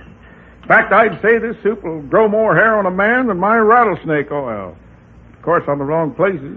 Hey, if you think this is good, Cherokee, you ought to taste the soup Nellie makes called clam chowder. Coney Island clam chowder. But you don't have clams out here of oysters. And they're too expensive for folks like us to buy anyways. Yeah. My mom's a swell cook. Well, with Pecos' trial coming up at the end of this week, you'll be getting your share of the Wells Fargo reward money. And that ought to buy you a lot of things that you need. Jumped up John Thomas Chad. No such thing. That reward belongs to you and Cherokee, not me. Oh, maybe not to you, Ike.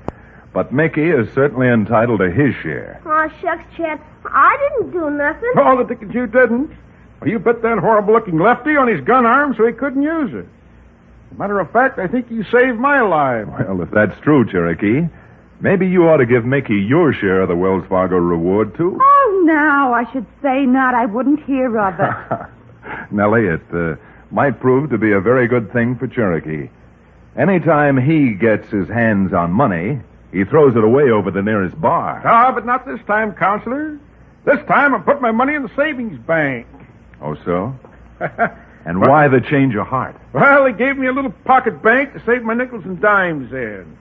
It has a quotation on it. It says, "Giant oaks from little acorns grow." Yes. So, being a man who's interested in any kind of corn that can age an oak, I figure I ought to end up owning a distillery.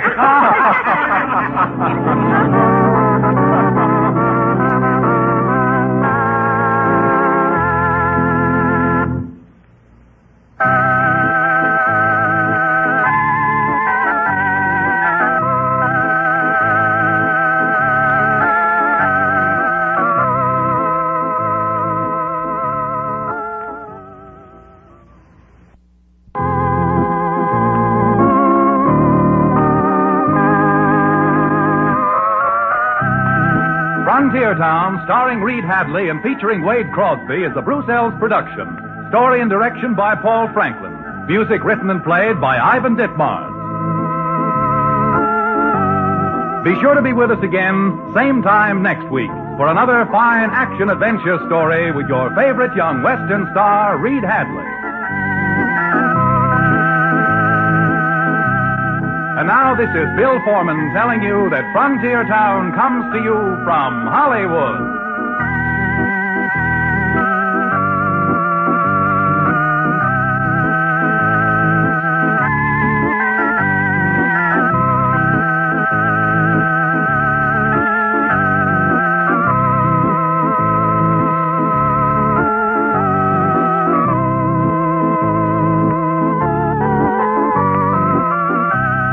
Put the sun into summer with ITV and this week's TV Times. There are details of the super summer programs coming your way and features on the big stars and the new shows you'll be seeing.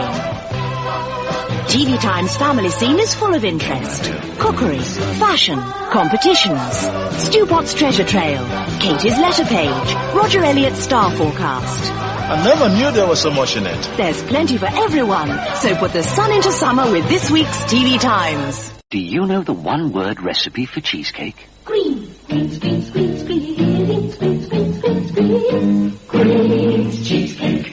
Greens, greens, greens. Greens cheesecake. Sweet, crumbly biscuit, smooth, tangy filling. Just add milk and butter, made in 10 minutes and no baking. Greens, the one-word recipe for cheesecake. Greens cheesecake.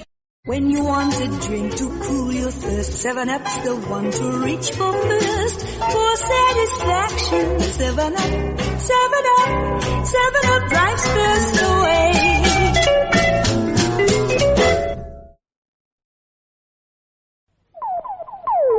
Ever been riding on a varnish stick? Read what it means in Meccano magazine. Build yourself a radio-controlled powerboat. Full-size plans are free with Meccano magazine. Packed with model planes, trains and cars. Meccano magazine. Out now, 1 and 6. Yes, it's for you. It's your dinner. It's called Cupboard Love. Cupboard Love's different. Comes in a packet, not a tin. See this foil pouch? Keeps it moist and squeezy. That's right. It's a new kind of cat food. Moist. It's good for you. Like it? New Cupboard Love. What the well-cared-for cat has for dinner. Classic shows from the golden age of radio. This is the Rocket Classic Radio Network.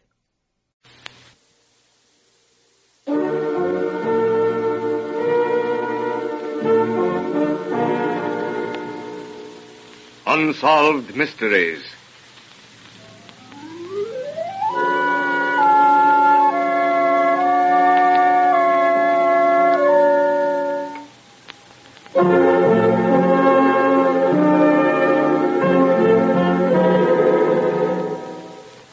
Out of deference to persons who may still be living, character names in some of these true unsolved mysteries have been changed. Few mysteries can compare in their intrigue with those mysteries that deal with the mind. And he is bold indeed who says that he understands that realm in which the mind holds sway, as witness the extraordinary case of the hypnotist.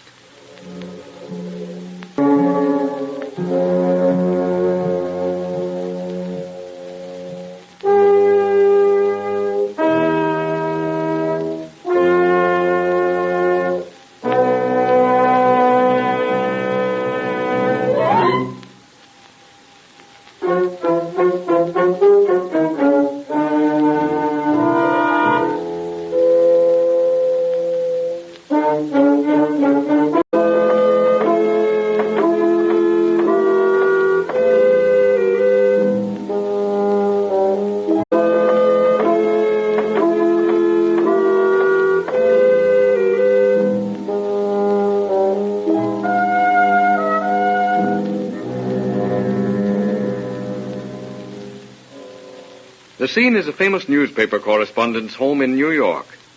The occasion, the publishing of a book dealing with better than 20 years of headline hunting. And Bob Howard, the newspaper man, is entertaining a few friends at dinner. Most of the guests linger over their coffee, but Jim Watson, another newspaper man, stands by the window looking at the new book. I say, Bob, I don't find my favorite story in here. Didn't you send it in? Yes, I did, but, well, it was leave it out and not get the book published. What do you mean, Bob? Well, my publisher said that they didn't believe the story, and they were sure the public wouldn't, and so, as I said, I either had to leave out the story or try to get some other publishing house to print it. But you have plenty proof that the thing happened. Well, that's what I thought. But you realize that there was no official record ever kept of the affair, and most of the men who were concerned are dead. I suppose that's true. It's a shame, though. That was a swell story. Hey, what is this story? I'd like to hear it. So would I. Go ahead, Bob. I can always stand hearing it again. Well, it will certainly give you plenty to think about. It was during the war, and I was assigned to cover the Palestine front. What with fever and everything, the British losses had been heavy. And all the way from the ancient city of Gaza to the Damascus Gate, the Turks were in a very good defensive position. I'd never sent any news dispatches to my paper that the commanding officer hadn't put his okay on. And the result was that I was in on quite a few conferences. It was night, typical Oriental night, and the staff officers were seated in the old man's tent discussing the situation. As the situation is now, gentlemen, we daren't advance. Just how many of these fever and dysentery cases will be ready for active duty in the next 30 days, I don't know. We'll hear later on that. McPherson will be over from the hospital with a report. But the main thing is we don't want to spend the hot weather here. The Turks are firmly entrenched, and yet we don't want to retreat. No possibility of reinforcements, sir? Not a chance. They need all they can get on the Western Front. Well, if we could only get behind them at, say, LJ. Yes, Colonel, if we could, but we can't. And hoping won't change it. Colonel McPherson reporting, sir. Yes. Well, Mac, what is the medical report? Afraid you can't count on very many, sir. Not for 90 days, at least.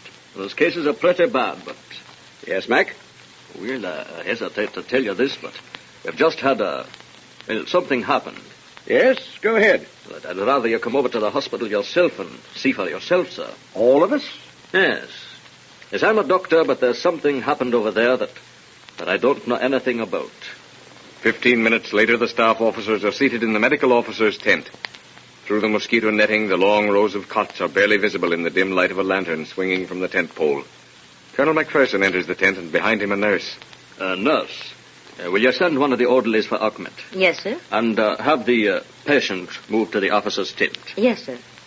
Gentlemen, you know we've been trying to do something for these shell-shocked cases. You know, these fellows who can't turn to the left or to the right, or who can't sit down without someone assisting them.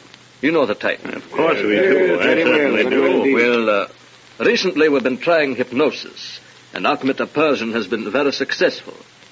But tonight... Here is Ahmed, Colonel. Oh, splendid, splendid. Come this way, gentlemen. Certainly, right. Gentlemen, this is Ahmed. Ahmed has studied medicine at Hamadan, and he's studied hypnosis under a famous German scientist who has taken a rest cure at Anzali. Here is the patient, sir. Oh, yes. And the hospital records. Thank you, nurse. Know the records. Name, Brown. Rank, corporal. Regiment, Army Service Corps Mechanical Transport. Classification, driver. That all correct? Yes, sir. Where were you born? I was born in South Kensington, sir. You talk no foreign languages? Not me, sir. Not a blooming one, sir. You're perfectly willing to be placed under hypnosis by Dr. Ahmed? Yes, sir. How yes, sir. All right, Ahmed. You will sit down here, please. Now, close your eyes. Now, breathe deeply.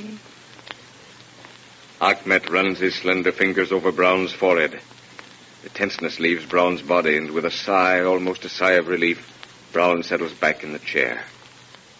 Fascinated, the officers watch Ahmed, who steps back, folds his arms, and fixes his gaze steadily on the man in the camp chair. Your name? Cedric. You know where you are? In the Holy Land. You know why you are here? To destroy the unchristian Saracens. Who is your leader? Richard. Good heavens, he thinks he is in the crusade. Quiet. Do not get him excited, please. Thank you. Now, Cedric, tell me, do you know this territory? Yes. Every inch of it. Think deeply. Is there another road leading to Elgie? Yes. Get me parchment and pens, and I will show. It lies beyond Elman. But parchment, I will show you. Paper and pencil is placed before him. With eyes staring ahead and seeing nothing, Brown takes the pencil and begins tracing lines on the paper. Amazement fills the faces of the officers as the map takes shape. They hold their breath as the pencil stops. Here, hidden among the red sandstone rocks, lies the other road to Elgie. The other road to Elgie. And victory. What an amazing story. I can hardly believe it. It is amazing. The amazing part of it was that the rough map that Brown drew that night covered most of the territory that was fought over during the finish of the war. And the map was accurate? Accurate enough for the British to use in getting to Elgie? It certainly was. In less than 24 hours, columns of infantry had moved into the red sandstone defile, and Johnny Turk realized too late that ancient Gaza was not, as they had supposed, an impregnable city. Then was this Brown a reincarnation of Cedric? Oh, I hardly think so. No, I don't believe that is the explanation. Then you have an explanation. Not my explanation, but I can assure you that I went searching for one. In just a moment, you will hear a solution to the mystery of the hypnotist.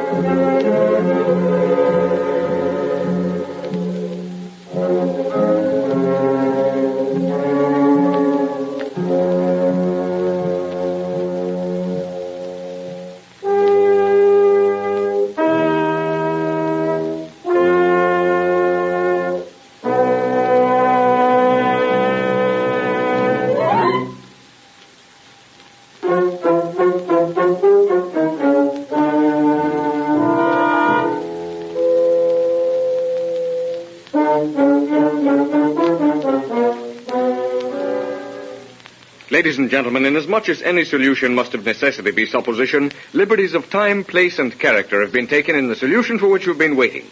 The scene is once again the home of the newspaper correspondent, Bob Howard, who continues his story. Quite possibly. If someone had told me the story, I would not have believed it. But here I was, sitting there, listening to an uneducated mechanical transport driver speaking in the voice and personality of a man called Cedric, who'd undoubtedly served in the Crusades under Richard the Lionhearted. There was no possible way in which the transport driver could have known of that defile through the mountains? Not a chance. Even our intelligence didn't know of it. Although later on we did find a Bible student who pointed out that the children of Israel had used the defile in their fight against the Canaanites. You said that you went searching for an explanation. Yes, and found that there were other instances of similar happenings. The solution would seem to be that the spirit of this Cedric, who may have been killed in the Crusades, still lingered on in that vicinity after death. You mean that the spirit of the departed Cedric could remain in that place through all these hundreds of years? Yes. If you admit an external existence after death, then there's nothing remarkable in the spirit being there for hundreds of years, any more so than that spirit remaining there for only a few hours. Well, I suppose that's true, all right. Now, the hypnotist, in placing the transport driver in a trance, removed from him all control of his brain, and left his mind a condition into which the mind of Cedric could, for a time, enter. So that the mind of this Cedric could use the voice of the transport driver to make known his identity, and also his knowledge of the territory. Yes. I found out in my investigations that there had been a similar happening in France. And as a matter of fact, right now in Hollywood, California, a group of medical men are investigating a young boy who not only seems to be the reincarnated brain of a long-dead Persian, but this boy can, while blindfolded, read and do almost anything that he can when he is not blindfolded. Yes, it was his ability to do things blindfolded that first attracted the doctors to examine him. Yes. And if it were not for that fact, the medical men probably would scoff at the reincarnation idea. I mean the idea that this boy could have any connection with a Persian long dead. Well, it certainly gives one something to think about. Yes, makes me wonder who and where I was in some dim and...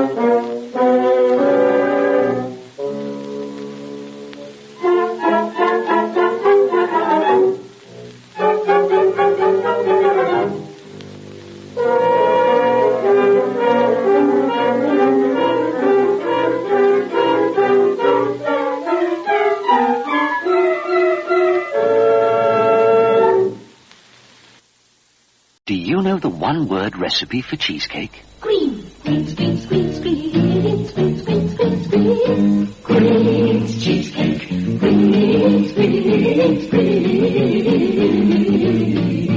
Greens cheesecake. Sweet crumbly biscuit, smooth tangy filling. Just add milk and butter, made in 10 minutes and no baking. Greens, the one-word recipe for cheesecake. Greens cheesecake. I've been gardening in white gloves, just to prove that dirt can't hide from new Tide. Tide's been intensified to bring you cleanness no other low-priced powder can beat. I'm going to hide these filthy gloves in the pockets of these cords. Too tough a test for a low-priced powder? Not for new Tide. Now for those hidden gloves. How's that for cleanness? Proof that dirt just can't hide from intensified Tide. Try it. Keeping the radio memories alive thanks to the sponsorship of John Paul Pet. Pet care with a salon pedigree. Visit jppet.com today.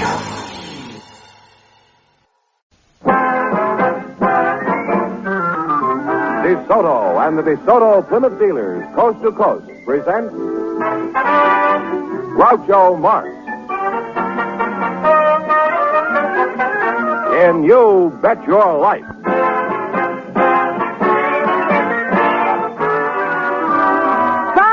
Sent me to see the new DeSoto. Groucho sent me, and I love to drive this car. It's long and low and roomier, so handsome you can see. It's powerful, and I'm so glad that Groucho sent me. Listen to him when you hear Groucho say, go drive the new DeSoto at DeSoto Plymouth dealers today.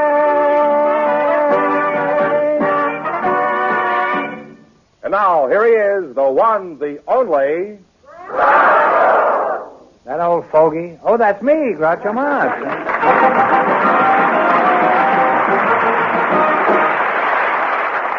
Well, here I am again with $2,000 for one of our couples, and if any of them say the secret word, the duck will fly down and pay him $100. The word tonight is peppa. Well, I'm a dirty bird. And you look like George Goebel. Scram, Duck. Mr. Fenneman, on with it, huh? So, Groucho, Mrs. Floretta McCutcheon, Mr. Frank Faber are waiting to talk to you. So, folks, you come in, please, and meet Groucho Marx. Welcome, welcome to the DeSoto Plymouth dealers. Say the secret word and divide $100. It's a common word, something you see every day. Floretta McCutcheon and Frank Faber, eh? Mrs. McCutcheon? May I call you Floretta, Mrs. McCutcheon? It's a pretty name, and I like to get friendly early. Well, most of my friends call me Mac. Oh, okay, Mac. How old are you, Mac? 66 years. I wouldn't have dared to ask Floretta that question. 66, with your very bouncy-looking 66, Mac. I presume your family has grown and you have time on your hands. Do you have any hobbies that might be of interest? Well, I've had the same one for about 30 years. The same hobby for 30 years. Huh? Well, so have I. Do you suppose it could be the same hobby? What is yours? Well, mine's bowling. Oh. Well, that's where we part. Mine happens to be growing small avocado trees. No avocados, just small avocado trees. Are you a pretty good bowler? Well, I was once upon a time, Groucho. Really? I traveled over a good part of the United States. By bowling ball? Yes, with a bowling ball. Oh, Rolling exhibitions with local bowlers. You must have been a pretty good bowler. You say you put on exhibitions? That's right. Did you ever break par? Yes. Or whatever they call it? In bowling, par is a 300 or perfect score. And I rolled 10 of them in different places throughout the country. Really? And I had 11 800 three-game scores. And I had an all-time average for 8,000 games of 201 for the 10 years that I gave exhibitions. You're the Jack Dempsey, Ben Hogan, and Babe Ruth of bowling, huh? Give me your hand, Mac. I want to shake hands. You ever bowl yourself? Yes, I didn't bowl myself. I used the ball. I tried it myself. I never could get down the alley. I was always in the gutter, even when I wasn't bowling. Mr. Father, that's you? Precisely. You're Frank, huh? That's right. Frank Father, huh? Something like Frank Footer, isn't it? That's right. Thank you not to be too frank on this show. You can be earnest, but in television there's an unwritten law that nobody is ever frank. No. Now that we passed that hiatus, where are you from, Frank? I come from Italy, a small town called Comiso. Are you married, Frank? That's right, I am. You are married, huh? Well, where were you when the trap was sprung? In other words, where did you meet your wife? I met my wife in Italy. She was a tourist at that time, and... Tourist? That's right. Oh. What was your reaction to this American girl the first time you saw her? Do you remember? It was love at first sight. My hat was on fire. Your hat was on fire? I thought over there they wore a beret most of the time. Mm-hmm. Why didn't you take your hat off if you were wooing a girl? So, you choose to ignore this, is that it? What sort of work do you do, Frank? I am a barber in the Knickerbocker Hotel here in Hollywood. You're a barber at the Knickerbocker? Oh, I had a close shave at the Hotel Knickerbocker one night. That's another story, which I don't care. Well, how are you getting along with your wife, Frank, after that romantic courtship? Do you ever have any arguments? Well, once in a while we do, especially when I look some other woman, she doesn't like the idea. On Sunday, we'll take a ride to someplace, and by accident you look someone, and then we start to fight on that. Is she driving while you're casing the sidewalk? I just look at him. Now, who wins these little spats, you or your wife, when you have a... Well, Ursula, I have the last word. You have the last word? I'm sure you do. And what is the last word? Help? No. Well, she says, shut up. And I say, all right.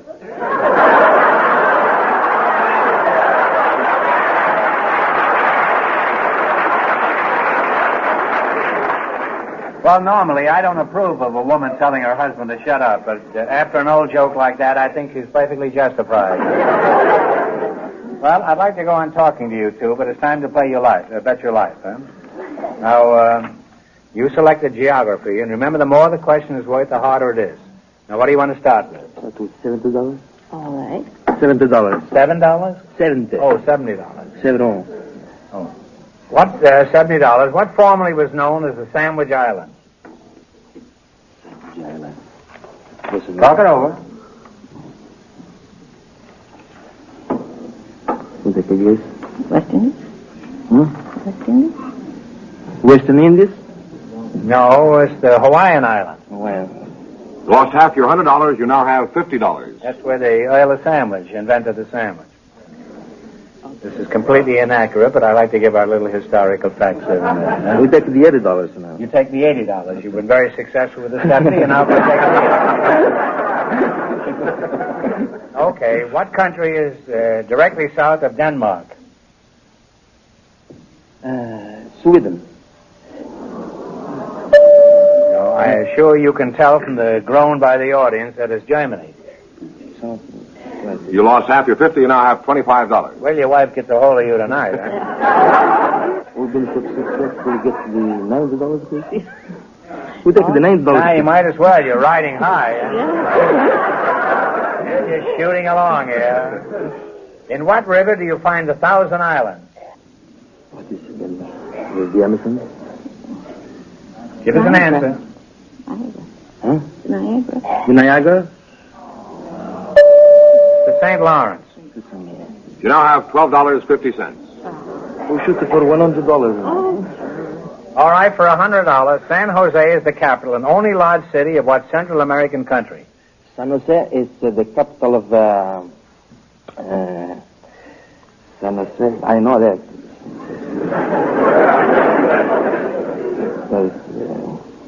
Costa Rica. I sure thought you were going to say Australia, but it's Costa Rica. And you wind up with $112.50. Well, thanks and good luck to the Soda Plymouth dealers. I'm glad you won that last one.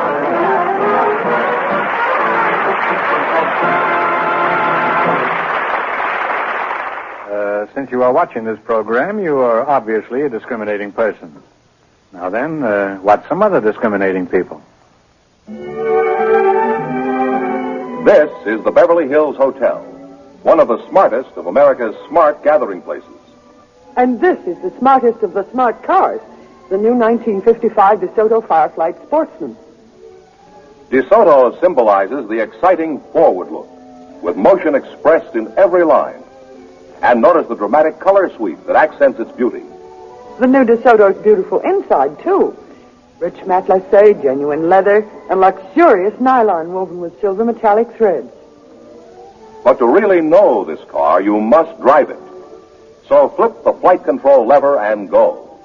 Then you'll really appreciate the new DeSoto. You'll love DeSoto's big wraparound full vision windshield. It gives you the best front and side visibility of any windshield. You'll like DeSoto's new Power Flight Takeoff, a smooth surge of instant power. And you'll like the way that power sweeps you over the steepest hills. The smart new DeSoto is the car you'll be proud to drive. To the smart Bel Air Country Club or anywhere. The new DeSoto, smartest of the smart cars. So be smart. See the new 1955 DeSoto at your DeSoto Plymouth dealers tomorrow. And when you do, tell them you know who sent you.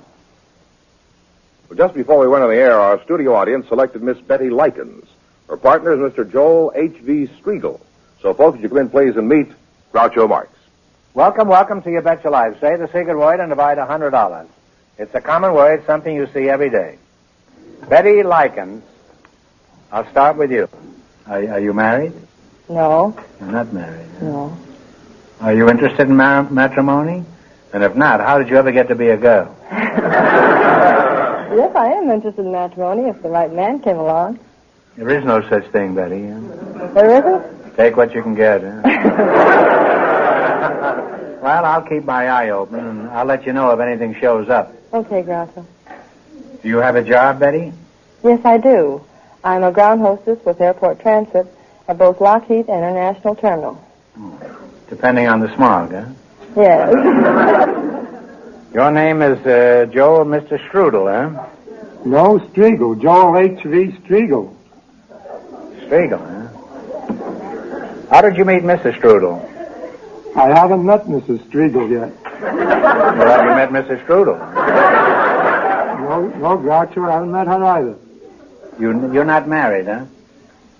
No, I'm not married yet. Have you ever been married? Never, Groucho. What is the secret? I mean the secret of your single blessedness. Well, perhaps it's because I'm looking for the perfect girl. Betty, take a bow. Is there any specific thing you're looking for? Young, beautiful, rich? Yes, there's one requirement that I'd insist upon, and that is that she be a vegetarian. how would you meet her? I beg your pardon. What was that? I said vegetarian. You mean you want a horse doctor? No, I said vegetarian.